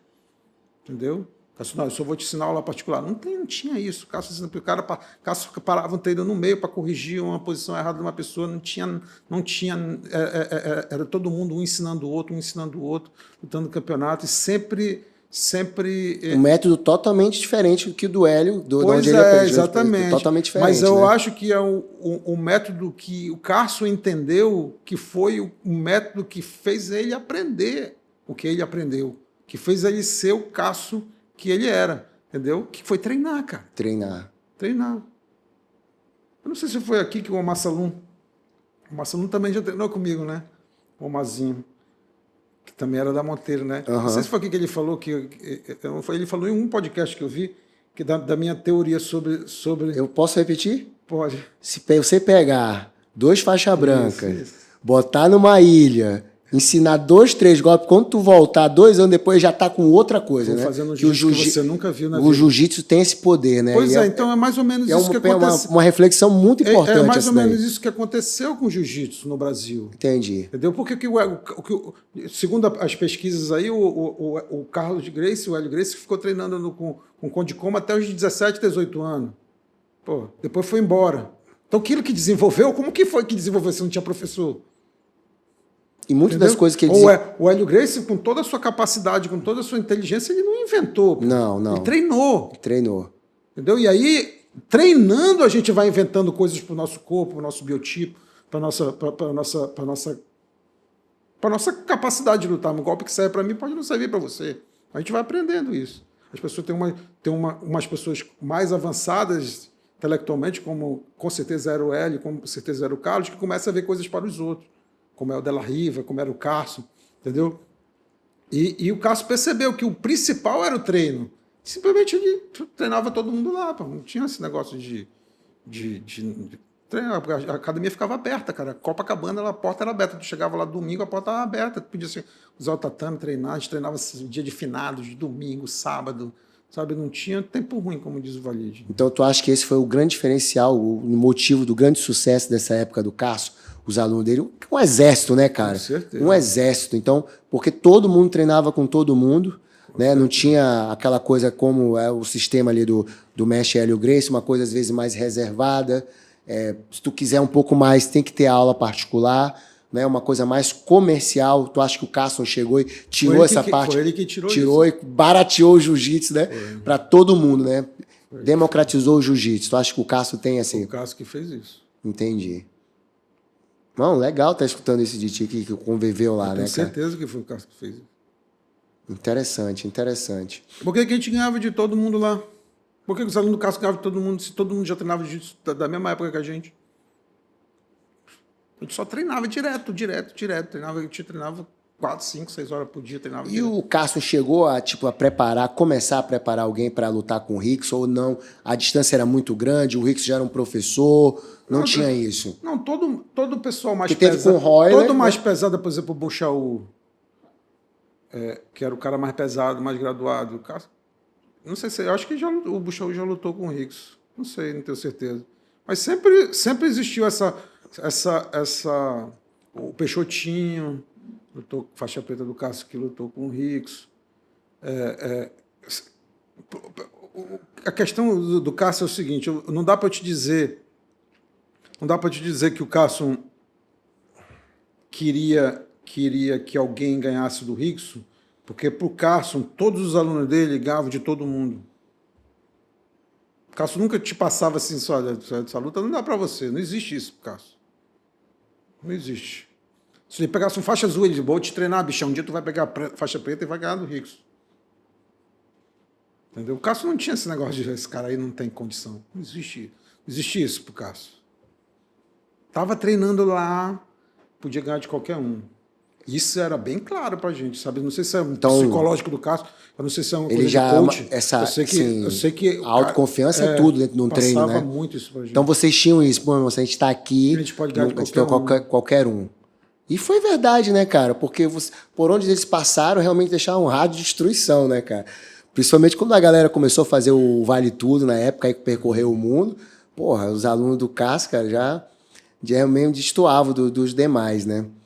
Mestre, em relação a essa parte aí do Rickson, né? Tu falaste que quando chegou lá, o Hollis tinha acabado de falecer, né? Mas tu já sentia que tinha essa rivalidade também com o Hollis, apesar dele dividir o tatame, ou não? Isso começou depois? Eu não sentia rivalidade, não. Não, né? Com o Hollis, não. Com o pessoal do Hollis, não. Já só tinha com até o Dedé Pedeneira, por exemplo. O Dedé Pedeneira treinava lá, né? Ele era faixa marrom do Hollis quando o Hollis morreu. Tanto que ele foi ele pegou a preta com o Cássio, mas eu acho que ele era marrom do Hollis. Entendi. E eu sempre treinei com o Dedé e a gente sempre foi amigo e, sabe, mesmo antes da... Porque logo que o Hollis morreu, alguns alunos do Hollis continuaram dando aula lá e eu peguei essa fase, que era separado. O Cássio não dava aula lá, eram os alunos do Hollis que davam essa aula. Essa parte eu peguei. E eu cansei desses alunos do Hollis faixa preta me chamarem para treinar aqui com o meu aluno, isso aqui. Eu acho que sempre teve um intercâmbio. Entendi. Eu não sou dessa época, mas eu acho que deve ter rolado sempre um intercâmbio. Depois que começou a rivalidade, eles eram muito amigos, né? o Hollis e o Cássio. O Cássio não teve rivalidade com o Hollis. Entendi. A rivalidade do Cássio era com o resto da família. Não, e até seria estranho falar que tem, porque se eles dividiam o mesmo local, por exemplo, o Arthur Vigílio, ele era amigão do Hollis. Amigão. Eu vou falar muito mais do Hollis do que do Cássio em termos de amizade, entendeu? O Cássio era o professor. Agora, o amigo era o Hollis. Entendi. Mestre, eu não poderia deixar de fazer essa entrevista, não mencionar esse assunto. Não... te colocar numa saia justa, né? Mas todas as vezes que a gente fala do Cássio, a gente tem que falar desse episódio. Isso, dessa ruptura, né? Desses alunos, tu já falaste como a família, ele tratava como se todo mundo fosse Grace. E chegou esse momento aí, tipo, acho que quando o jiu-jitsu começou a entrar uma certa parte remunerada ali, o início do ADCC, o início do MMA, começou essa coisa de contrato, e aí aconteceu. Como é a tua visão disso? Já que muitos são teus amigos hoje, né? Eu vi que tu não rompeu com ninguém, continua amigo, né, de todo mundo. Qual é a visão do mestre Valois dessa situação toda? Cara, eu acho que o meu sentimento foi muito parecido com o do Cássio, guardadas as devidas proporções, né? Porque ele era o professor, ele era... Eu acho que como o Cássio brigou com a família e se afastou da família, criou a equipe dele, aquilo era como se fosse uma família para ele, entendeu? Filhos. Então, filhos, e aquilo magoou muito ele. Independente da causa, do motivo, certo? Porque, pô, tu briga com teu filho, interessa, no outro dia ele vai estar na tua casa, entendeu? Tu briga com teu irmão, no outro dia ele é teu irmão, continua sendo teu irmão, entendeu? Então, eu acho que todos eles continuam sabendo que eles devem muito ao Cássio, mas não deu tempo infelizmente o Cássio morreu antes de se reconciliar. De se reconciliar. Com alguns parece que reconciliou, não sei, mas ele sofreu muito isso e ele morreu nesse período, entendeu? Isso é muito triste. É só isso, mas os meus amigos, óbvio que não vou deixar de ser meus amigos, como se o Cássio tinha como filho, eu tinha como irmão, né? Então, mas eu digo assim, ó, porque... Imagina, tu tem um irmão que briga com teu pai, tu vai brigar com teu irmão? Não vai, não tem como. Mas eu digo, algum momento tu conversou com ele, tipo assim, visitou ele, falou, ó, cara, porra, tá falando com esses creontes aí, meu irmão? Porra, tu tem... Ele nunca falou isso pra mim, o Cássio. Entendi. Nunca. Ele sabe. Inclusive, eu ia treinar na BTT com o Murilo. Ah, tu ia treinar, cara? Ah, entendi. Eu já tirei foto, o Cássio nunca falou nada. Nunca falou? Nunca. Inclusive, tudo isso que dizem que o Cássio falava do Murilo, do Bebel, da galera, ele nunca falou na minha frente, o Cássio. Nunca falou nada disso. Tu acha que teve muito disse-me-disse, gente levando e trazendo nessa situação toda? Porque eu já escutei de um pessoal, tipo, ó, teve um pessoal que... O pessoal do lado de lá que brigou com o Cássio diz que teve, né? Mas eu também, pra mim, ninguém falava nada, porque o pessoal sabe que eu era amigo do pessoal, entendeu? do Murilo, do Bebel, do Libório, do Parrupinha. O pessoal tudo era meu amigo. Então, ninguém ia chegar para mim e falar mal dos caras. Não tinha como. E como o Cássio era meu amigo, entendeu? Então, não iam falar não iam falar nada, entendeu? Nada. E depois dessa ruptura, tu também começou a... Porque o Valide ficou, né? Eu lembro que teve uma época que o Valide, o Jorge Navalhada, eles continuaram treinando continuaram treinando no Cássio. Tu chegava aí lá ou não? Só na BTT? Quando o quê? Depois da ruptura, o Valide continuou, né? Eu lembro que nessa época também, no Rio, tava o Jorge Navalhada, tava treinando. Sim. Então, já tinha BTT. Tu treinava nas duas ou só treinava nas duas? Olha, pelo que me fala, então o Cássio gostava muito de ti, hein, cara? Gostava muito de ti. Gostava. Que eu lembro que teve essa restrição, né? Eu lembro, já chutei até do Paulo Filho. Sabe que a minha logo, Valois Jiu-Jitsu, foi o Cássio que me deu de presente. Um dia eu estava no meu aniversário, ele na Arrebentação, que era a marca que patrocinava ele foi lá no design da Arrebentação, mandou fazer uma logo, Valois Jiu-Jitsu. Sabe, me entregou 50 adesivos, 100 adesivos assim. Oh, que legal. Eu nem tinha logo, não tinha nada, nem imaginava ser... Então a tua logo, quem bolou foi o Cássio. Pô, cara, isso é um negócio muito... É um tesouro isso aí, hein?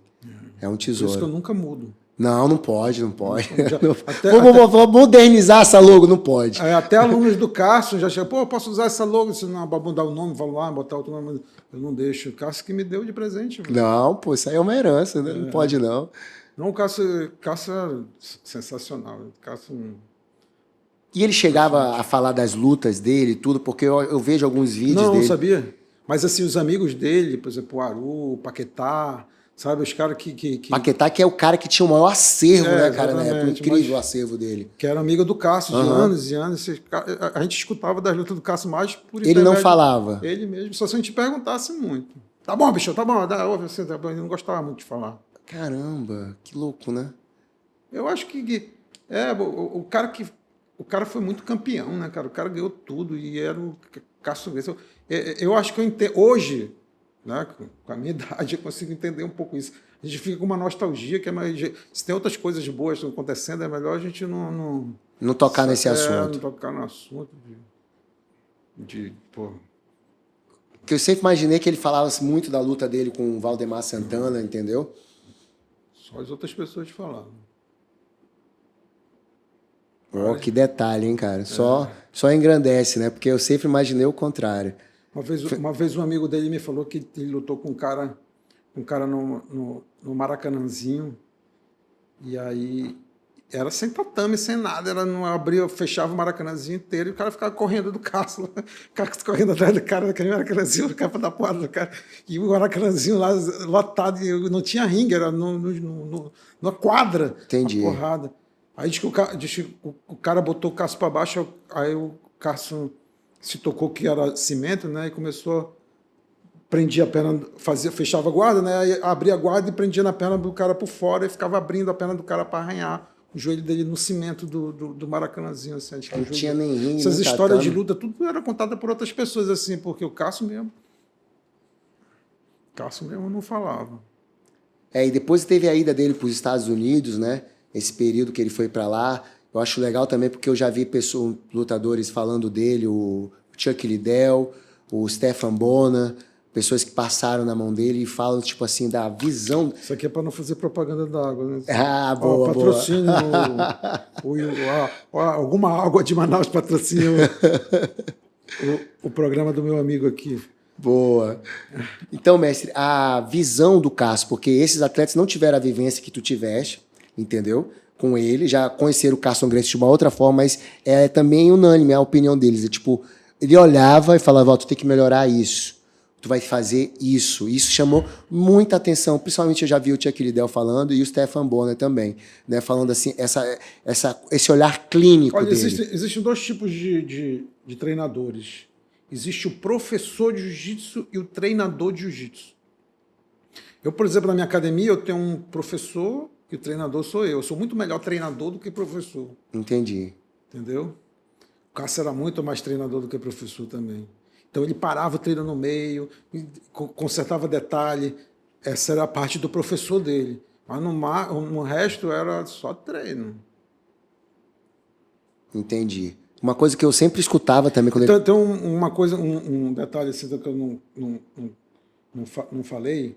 Eu tive a sorte sorte e azar ao mesmo tempo, porque em razão de eu estudar de noite, eu só podia treinar de manhã, né? Como eu já falei aqui. Então esse pessoal, Murilo, Zé Mário, Maurizinho, tal, não sei o que, treinava mais à noite.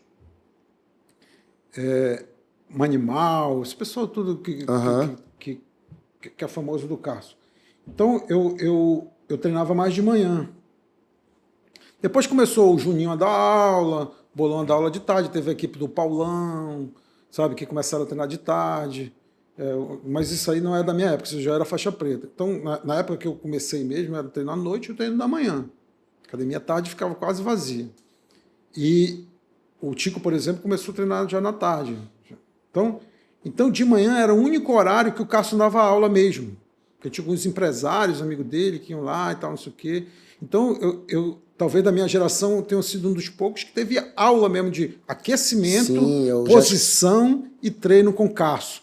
Porque eu tive isso durante até a faixa azul inteira. Bate muito, que eu já vi várias entrevistas do pessoal falando, pô, o Cássio chegava, sentava, ele corrigia um negócio mas isso aqui. Isso era à noite. Isso era a parte da noite, entendeu? Na parte da manhã que ele dava aula. E tu teve essa vivência com ele, muito legal. Pô, não podia deixar de comentar isso. Eu sempre era o sparring, que toda vez que ele queria mostrar, vira de quatro, vai lá, vai cá, passa quatro, vai lá. Eu virava de quatro e gostava da minha virada de quatro. Eu era o sparring da virada de quatro. Entendi. Pô, que coisa, que privilégio também, hein? Eu acho que... Tu considera um cara privilegiado nessa parte da luta? Porque as pessoas já passaram aí, tu como aluno, o cara do judô que tu falaste na ABB, Carson Gracie, pô, o cara treinando com Della Riva, amigo do Della Riva, né?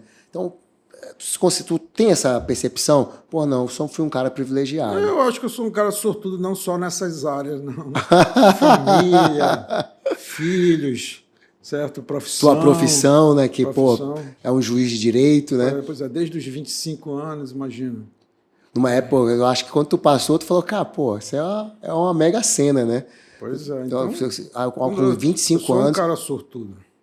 Um cara iluminado, pode-se dizer assim? Por exemplo, eu fiz mestrado e doutorado na Universidade de São Paulo, na USP. Tá? E tudo assim...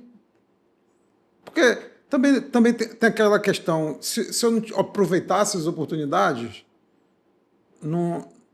porque, por exemplo, quando surgiu de eu fazer um mestrado, eu fui lá e resolvi comprar uma passagem e ir para São Paulo. Eu tenho um pós-doutorado na Alemanha.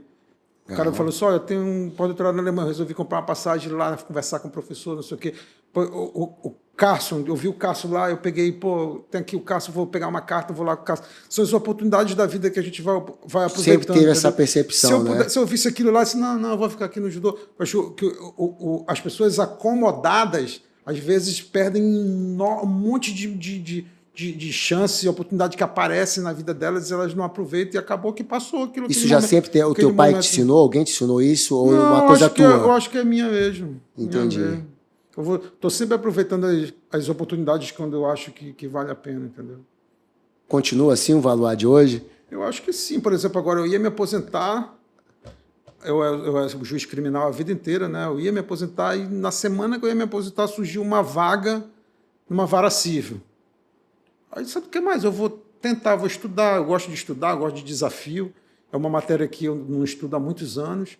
Vou pedir transferência, não vou me aposentar, não. Eu peguei e me transferi para uma vara civil. Na semana que tu ia se aposentar? Na semana que eu ia me aposentar, me transferi para uma vara civil. Agora estou há 1 ano nessa vara civil. Quer dizer, é uma vara que eu cheguei e peguei, tinha 560 processos, hoje está em 177 só concluídos para sentença. Quer dizer, diminui mais de 80% os processos. Quer dizer, que concluídos para sentença. Estou estudando, estou trabalhando. Quer dizer, se eu me aposentasse, eu não iria ser desembargador nunca. Hoje eu já posso, quem sabe, um dia ser um desembargador, nunca se sabe. Quer dizer, tudo vai acontecendo. Apesar de meu mestrado, doutorado, pós-doutorado, ser tudo na área de criminologia, eu estou tendo um desafio de estudar um direito diferente, né, que é o direito civil. Então, eu aproveito as coisas que aparecem para mim, eu aproveito. Eu gosto de estudar. Cara. Tu tem alguma coisa que tu usa, tipo assim... É o Valois de kimono, usa na tua profissão? alguma coisa do jiu-jitsu, da arte marcial que tu usa no teu dia a dia? Ou não? Tipo Olha, assim, tu desliga a chave completamente ou tu é um cara marcial também no teu eu trabalho? acho que eu sou marcial no trabalho. Essa é a palavra marcial é muito importante, porque hoje em dia muita gente treina jiu-jitsu, a arte, e esquece o marcial. Sim, acho que grande maioria, né? Foca única e exclusivamente no campeonato. Não, Os competidores só. campeonato Não sabe ainda tem um nada pouco marcial. campeonato Sabe ainda, chegar numa academia. campeonato ainda tem um pouco de marcial. O pior que aquele cara que nem campeonato luta, vai pra academia, paga um negócio, não sei o que e tal, sabe? Vai lá embora, sabe? Não tem o respeito, não, Sim, sabe, sim, não sim. sabe a história da luta, porque isso que a gente está fazendo aqui é algo marcial. Sim. Entendeu? Então, mas na área criminal tem uma coisa que eu sempre falava isso, que eu achava que eu nunca tive a oportunidade de falar de forma gravada, mas eu sempre falei isso. Fale aqui, por favor. Quando eu ia à penitenciária, por exemplo, falar com os presos,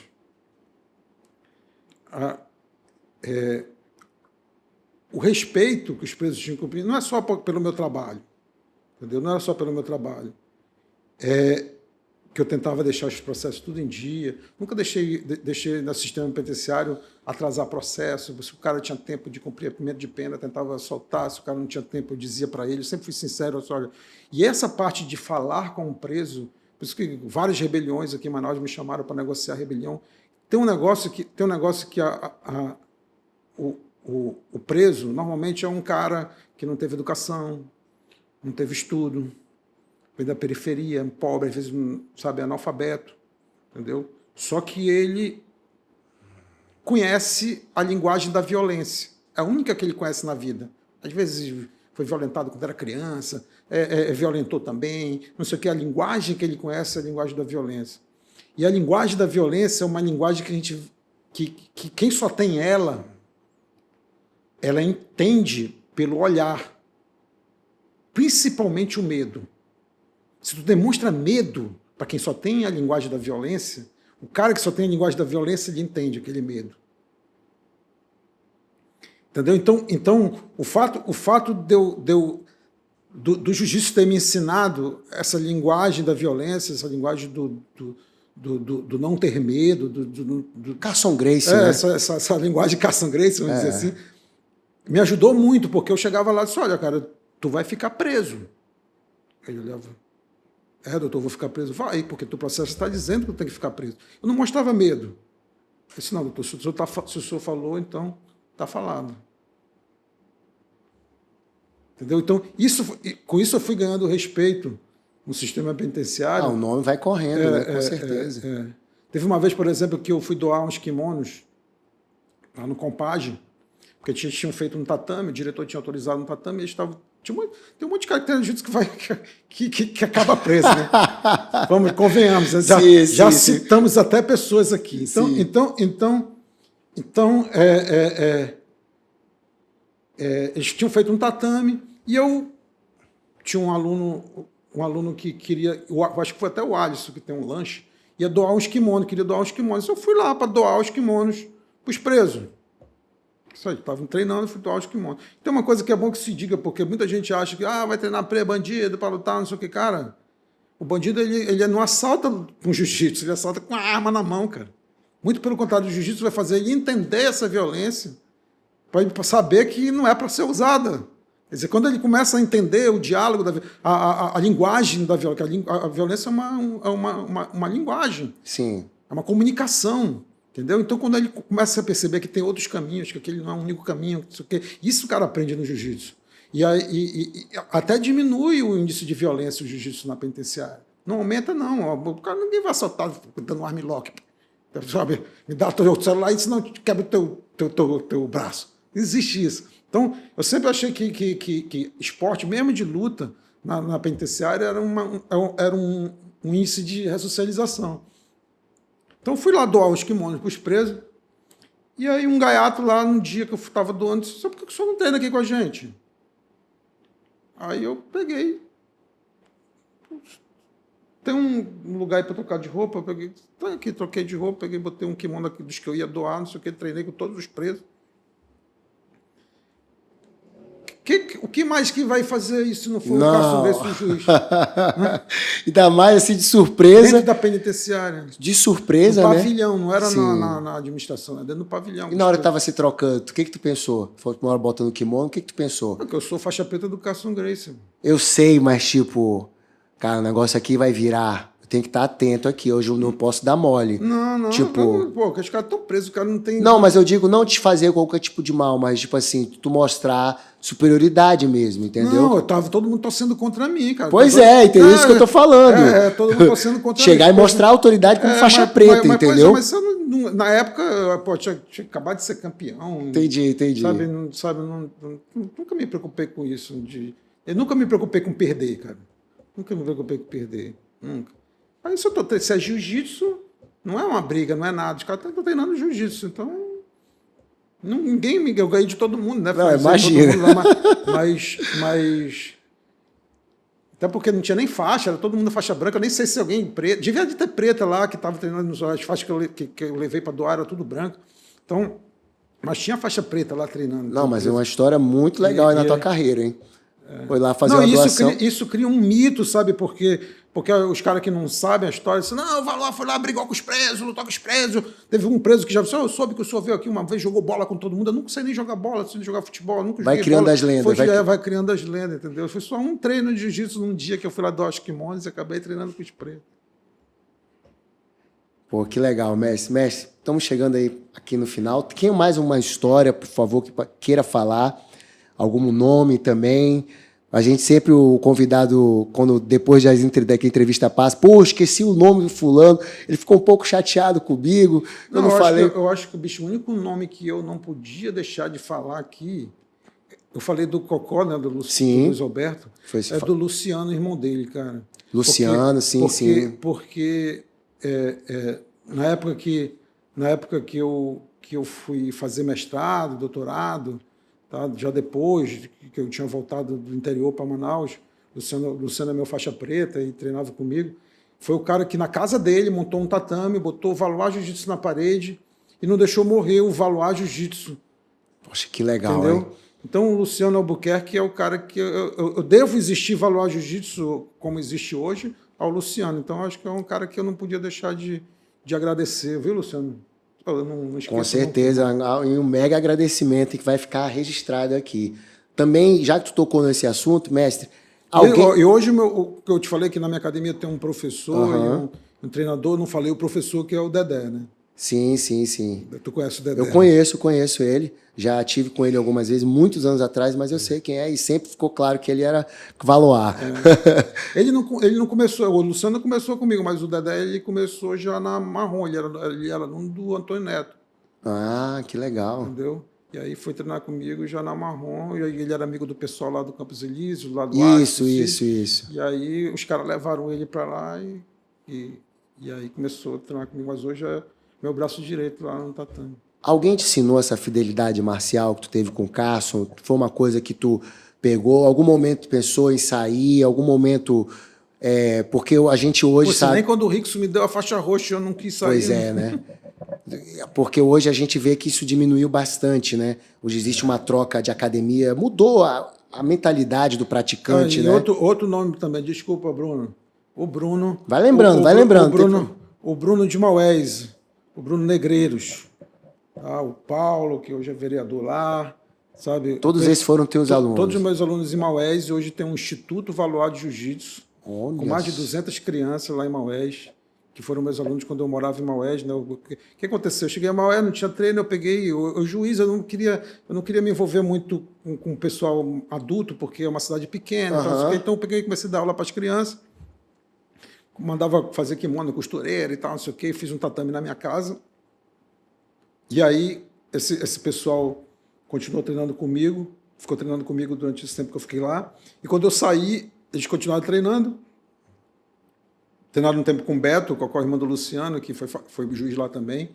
E hoje, eles, todo faixa preta, fundaram o Instituto Valois Jiu-Jitsu, que fazem o que eu fazia com eles quando eu era criança. Dão aula para mais de 200 crianças de graça, na comunidade. Tá? Tiveram um projeto, eu não sei como é que está esse projeto, mas chegou a ter um projeto de dar aula, inclusive na Nação Saterê, lá na tribo dos índios, né? Eu acho que politicamente correto não é nem falar tribo, mas eu acho que não sei. Acho que é indígena que chama, né? Indígena no lugar do índio, né? Não sei no sei lugar... se pode falar tribo, não sei se na nação Saterê lá. Então eles começaram um projeto lá e inclusive teve várias coisas interessantes, por exemplo, os indígenas fizeram uma reunião e aceitaram a aula de jiu-jitsu lá na tribo só porque o jiu-jitsu não era... A nação Saterê não tem uma arte marcial dela. Por exemplo, se fosse aquela nação do Xingu, eles não aceitariam jiu-jitsu, porque ia alterar a cultura dos indígenas.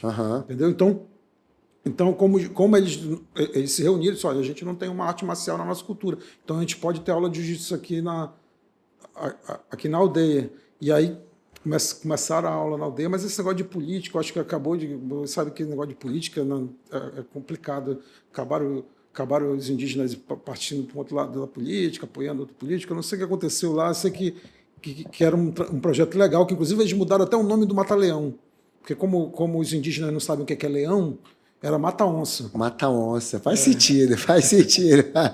E achei um projeto bem legal lá, que não sei se foi para frente, mas em Maués continua o Instituto Valuar de Jiu-Jitsu com muitos alunos, inclusive alguns vêm aqui para cá, para Manaus, de vez em quando treinam lá comigo, e são todos muito fera. Igual na época, eu me lembro que quando eu dava aula para essas crianças, isso é um fato que também é interessante. Por favor.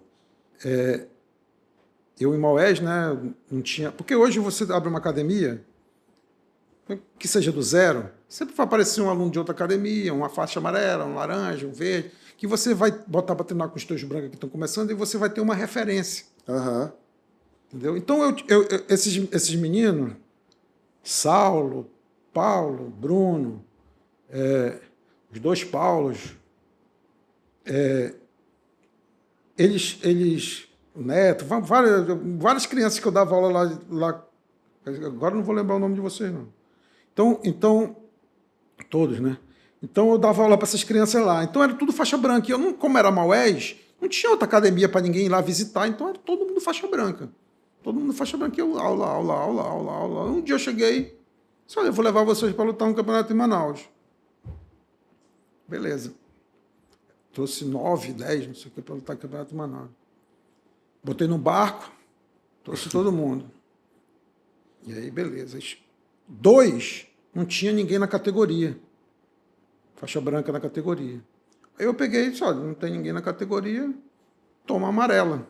Naquela época não tinha cinza. Eu dei a faixa amarela para ele lutar, porque eu não ia vir para Manaus sem lutar. Que porra é essa? E não sabiam nem o que era faixa, eles só conheciam preto e branca. Entendi. Eles não sabiam as outras faixas. Eles treinavam comigo na ilha, a Maués era uma... Sabe? Aquele negócio só tinha gente. Eu não falava nada de jiu-jitsu, não tinha YouTube, não tinha nada. Só era gente treinando lá. Ah, beleza, bota amarela. Os 10, ou 9, se eu não me engano, finalizaram todas as lutas, inclusive os amarela. Cara de faixa laranja, cheio de patrocínio, eles falaram e finalizaram todo mundo. Hoje eles são por faixa preta e tem esse Instituto em Maués, mas começou desse jeito. Assim, que legal, e eles devem guardar esse momento com muito carinho também, né? Essa vinda para Manaus. Acho que sim, senão não teriam fundado o Instituto, né? Você tem noção de quantos faixa preta o senhor tem? Não. Perdeu as contas já? Perdi. É porque a sua trajetória, né? Rio, Manaus, Rio, aí volta, Maués, você vai espalhando a semente por vários lugares, né? E essa é a semente do Carson Gracie, né, cara? Mas nunca deu uma faixa preta. Eu já tirei faixa preta, mas faixa preta nunca. Já tirou, mestre? Do Paulinho Peixe. Entendi. Cadê ele? Ele já veio aqui? Não, mas vai vir, se Deus quiser. Já tirei dele, porque quando eu cheguei aqui em Manaus, eu quero... Bicho, mas ele foi muito casca grossa. Muito casca grossa. Ele pegou, tirou, botou azul e ganhou o campeonato de azul, ganhou o campeonato de roxa, até eu dar a preta para ele mesmo. Que legal, hein? Isso tem muito valor. O aluno aceitar isso e continuar a galgar a jornada dele, né, na mesma academia, isso tem valor. Parabéns aí, Paulinho Peixe. Porra. Paulinho tem mérito mesmo. Que legal. Mestre, a gente já ia esquecer um assunto. esse eu não ia me perdoar. Mestre de la Riva veio para Manaus, te entregou a faixa coral. Qual é a importância desse momento? A faixa coral, pelo menos, as pessoas estão pegando agora, o tempo está passando, mas assim, eu pelo menos sempre olhei e falei, caraca, a faixa coral, porra, o Valoar, o que é a faixa coral para ele? Ou não, uma faixa normal, foi um momento de transição, tu já se acostumou com ela, tipo... Olha, eu não sei se tu soube que até pouco tempo atrás eu não era nem faixa preta pela Confederação. O que aconteceu? Quando eu voltei do meu pós-doutorado na Alemanha, que eu voltei a dar aula de jiu-jitsu, alguns alunos, não, eu quero se inscrever, não sei o que, sabe? Aí o professor parece que tem que ter uma filiação na Confederação Brasileira, não sei o que. Aí eu, mandei meu diploma do CASO, que é de 91, e aí os caras não aceitaram. Não, isso aqui é um papel, tá, escrito, só quero o Cássio Grace, que tinha assinado, tá com firma reconhecida e tudo, né? No dia que o Cássio assinou, eu fui lá e reconheci a firma dele. Já teve essa ideia. Aí, beleza, aí eu não faço questão nenhuma, mas eu postei, né, na internet. Olha, a Confederação não aceita esse diploma. Pá, botei o diploma aqui do Cássio. Me falaram até que o Leandro Lô viu, disse, caramba, cara, como é que pode um negócio desse? Eu acho que o Carlinhos Grace tinha que intervir na hora. Não, peraí, meu amigo. Aí sim, o Carlinhos entrou em contato comigo. Disse, não, vamos resolver isso. Foi alguém que viu lá, não sabia, algum estagiário. Sempre sobra para o estagiário. Aí eu sei que ele... Aí eu já comecei no 5º grau, ele aceitou lá os graus que estavam faltando. E comecei no 5º grau. E aí chegou o 6º, aí chegou o 7º, que a coral é 7º, né? Uhum. Aí veio o diploma de coral. Aí o Carioca, o Ângelo Carioca, né? Cristiano, chegaram lá, me deram uma faixa coral de presente, né? A faixa, né? Aí eu tô com o diploma, tô com a faixa. Chamei o Rosado estava aqui em Manaus para me dar a faixa coral. Uhum. Só que eu queria que o Arthur tivesse presente, porque eu não tinha como. O Arthur foi o cara que me disse que era... Falou a primeira vez que eu ouvi falar jiu-jitsu foi o Arthur que falou. Entendeu? Apesar de eu nunca ter treinado com ele, entendeu? Nunca tive essa... Mas tu considera isso, né? Esse início ali, então, despertar na tua mente. Mas né? aí, como quem trouxe o Oswaldo foi um político que era oposição do Arthur, que era prefeito, não sei o quê. Por isso que esse negócio de política no jiu-jitsu é muito complicado, sabe? Sim. E aí o Rosado disse que não ia, porque o Arthur ia, aí não podia bater foto, não sei o quê, porque era político e tal. Aí eu tá bom, então não vou pegar e boto essa faixa na cintura. Eu peguei e botei. Aí quando eu trouxe o Della Riva, eu disse, não, bicho, agora que o Della Riva vai vir aqui, eu tirei a coral, botei a preta e pedi para ele me amarrar a coral na minha cintura. Foi muito sábio da sua parte. Muito bom, porque aí fica registrado e muito legal e merecimento, né? Tudo é um merecimento, numa época que todo mundo está ultrapassando, né, as etapas, pulando as etapas, né? Eu não vejo muito sentido nisso, porque todo mundo conhece a história. Agora, quando tu me perguntaste do valor, hoje em dia tem tanto campeão, né, cara? Tanto campeão de faixa preta, tanto faixa preta. Eu acho que tem mais faixa preta do que tinha azul. Sim. Hoje em Na época que eu era faixa azul. Entendeu? Então essa valorização é importante para o próprio esporte. Sabe que uma vez o Coelho me falou isso? Uma vez eu postei uma foto. Porque ser professor de jiu-jitsu nunca foi minha profissão, né? Nunca cobrei nada na minha academia até hoje, quem paga nada, não, de graça. No Maués é de graça, aqui em Manaus é de graça, eu dou aula de graça, ninguém paga nada. Eu sempre digo, eu dou aula de graça para poder expulsar a hora que eu quiser, entendeu? Sim. Entendeu? Porque o meu método é caça Grace. Aí uma vez eu postei uma foto com a faixa preta normal, sem grau nenhuma. Aí o Coelho, não sei se o Coelho vai lembrar, o Coelho disse assim, bota teus graus, isso valoriza os professores, quem é professor. Se tu não bota grau, não tem valorização nenhuma. Nós que somos professores, 4º grau, 5º grau, não sei o quê. E aí foi quando eu comecei a botar grau e tal, depois ver esse negócio do diploma. Então é muito isso que o Coelho falou, entendeu? É a questão de mostrar que tem pessoas que galgaram um caminho que merece ser respeitado. Sim. Apesar de de não lutar mais como lutava antes, dar um treino. Eu tenho uma prótese no ombro, entendeu? Quer dizer, eu não, sabe, não sou mais o Valois, quer dizer, hoje quem é enaltecida é Mica Galvão, é Baby Shark, sabe, o pessoal que está lutando aí, que está ganhando tudo. Então, a molecada, por exemplo, eu tinha uma aluna que não sabia quem era Della Riva. Acontece. Sabe? Della Riva está vivo, isso existe. Não era uma guarda, entendeu? Sabe? Aí quando eu vi isso, eu disse, caramba, não é possível, eu tenho que trazer o Della Riva em Manaus, cara, eu tenho que trazer. Eu comprei a passagem da Della Riva com o meu dinheiro. E ficou na minha casa. Foi o que eu fiz tudo. Eu não tive ganho nenhum com o seminário dele, dei todo o dinheiro para ele. Eu só queria trazer ele em Manaus para as pessoas saberem que Della Riva é um Della Riva, existe, é um cara que, tá vendo? É um cara que tem a história do jiu-jitsu, a história de uma guarda. No Japão tem um campeonato, Copa Della Riva no Japão. Copa Della Riva, ele é muito querido no Japão. Sabe, então quer dizer, sabe, se a gente esquece isso é só é como se fosse jogar dominó, entendeu, cara? Não tem cultura. Se o esporte não tiver cultura, não tiver a questão marcial, que vem do respeito, que vem do respeito da história, tudo isso, ele só é um jogo de dominó, pô, um jogo de dama. Então, dominó é mais complicado. A faixa coral, então, vem aí e fecha um ciclo, né? Fecha não, que tu vai continuar, mas ela valoriza muito aí, cara, te coloca no outro patamar, né? Acho que só evidencia o que eu vejo muito isso no meio aqui do jiu-jitsu, quando as pessoas, eu ia nos campeonatos, aí o pessoal inicialmente, porra, eu não entendi por que o mestre, o Valois não tá lá, cara, porque tu chamou não sei quem, então você vê o respeito que muitos deles nem são teus alunos, entendeu? Então eles, essa coisa que se criou em volta do teu nome, né? Engraçado, porque tem isso na tua profissão, juiz de direito, né? Muito respeitado, mas eu nem sei se todos da galera do mundo do judiciário, do direito, sabe desse respeito também que a galera da luta tem, né? Sobre a tua pessoa, que eu sempre falo, pô, semana que vem eu vou entrevistar o mestre Valois. Mestre Valois, o juiz? Não, pô, o Luiz Carlos Valois. Não, pô, mas eu sei que é o juiz, mas porque eu conheço ele dessa parte aqui, entendeu? O mestre Valois, meu irmão. Então, tu tem respeito no mundo judiciário, né, no mundo do direito, e também na luta. Eu acho isso tão difícil, cara.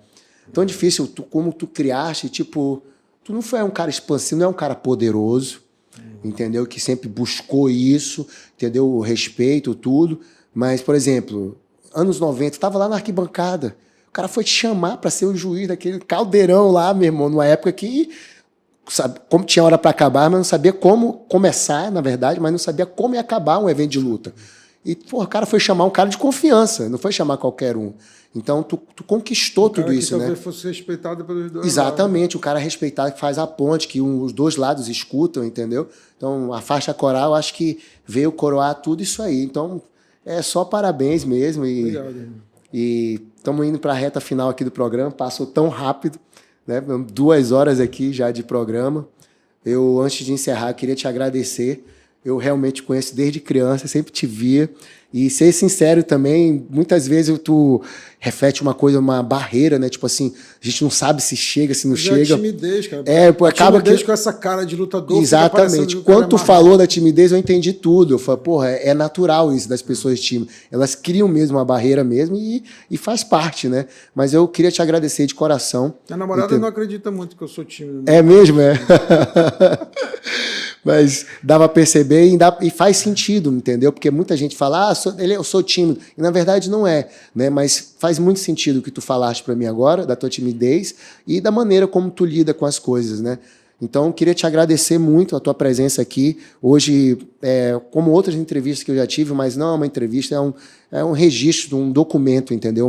Uma história. Eu gosto muito disso porque o início da minha vinda para o programa foi esse chamado, foi, pô, essas histórias não podem se perder, entendeu? Muito do que tu falou aqui, as pessoas não sabiam do Carson. Você já entrevistou o Merinho?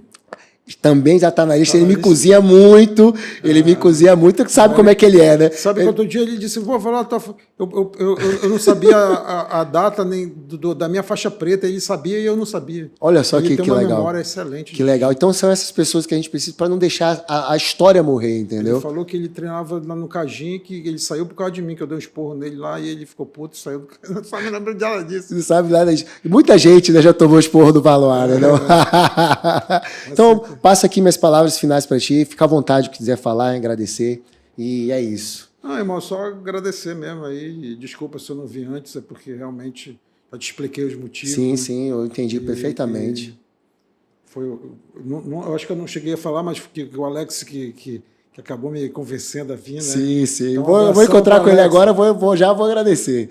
Abração, Alex. Valeu, abração, Alex. Fredson. Fredson foi meu aluno também. Sim, cara. sim. Foi nessa época do Cajim que eu saí que o Albertinho foi para lá e o Fredson não ficou com o Albertinho. Foi mais ou menos nessa época. Mas hoje em dia, o mais legal é que hoje em dia todo mundo é amigo, bicho. Que bom, que bom. Amigo. Todo mundo é amigo. De todos esses nomes que eu falei aqui, não tem nenhum que não seja meu amigo. Nenhum. Que legal, que legal. Isso é muito bom e também faz muito bem para a nossa saúde. É como dar mágoa, só traz doença para a gente. Então é isso.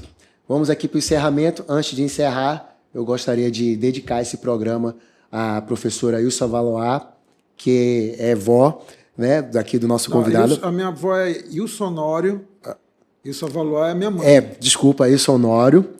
E foi uma senhora que eu estudei na casa dela, na aula particular, e aprendi muitas coisas. Meus pais trabalhavam muito, e muitos dos valores da vida eu aprendi lá, na base do ferro e fogo mesmo, e guardo comigo até hoje. E eu queria dedicar esse programa para ela. Obrigado, irmão. Obrigado. É isso, eu tenho muito valor por ela, até me emociona às vezes. Obrigado. Mas é isso. Tamo junto, vó. Então é isso, pessoal, vamos ficando por aqui. No mais, qualquer problema é só chamar. Fica ligado nos próximos episódios. Uça!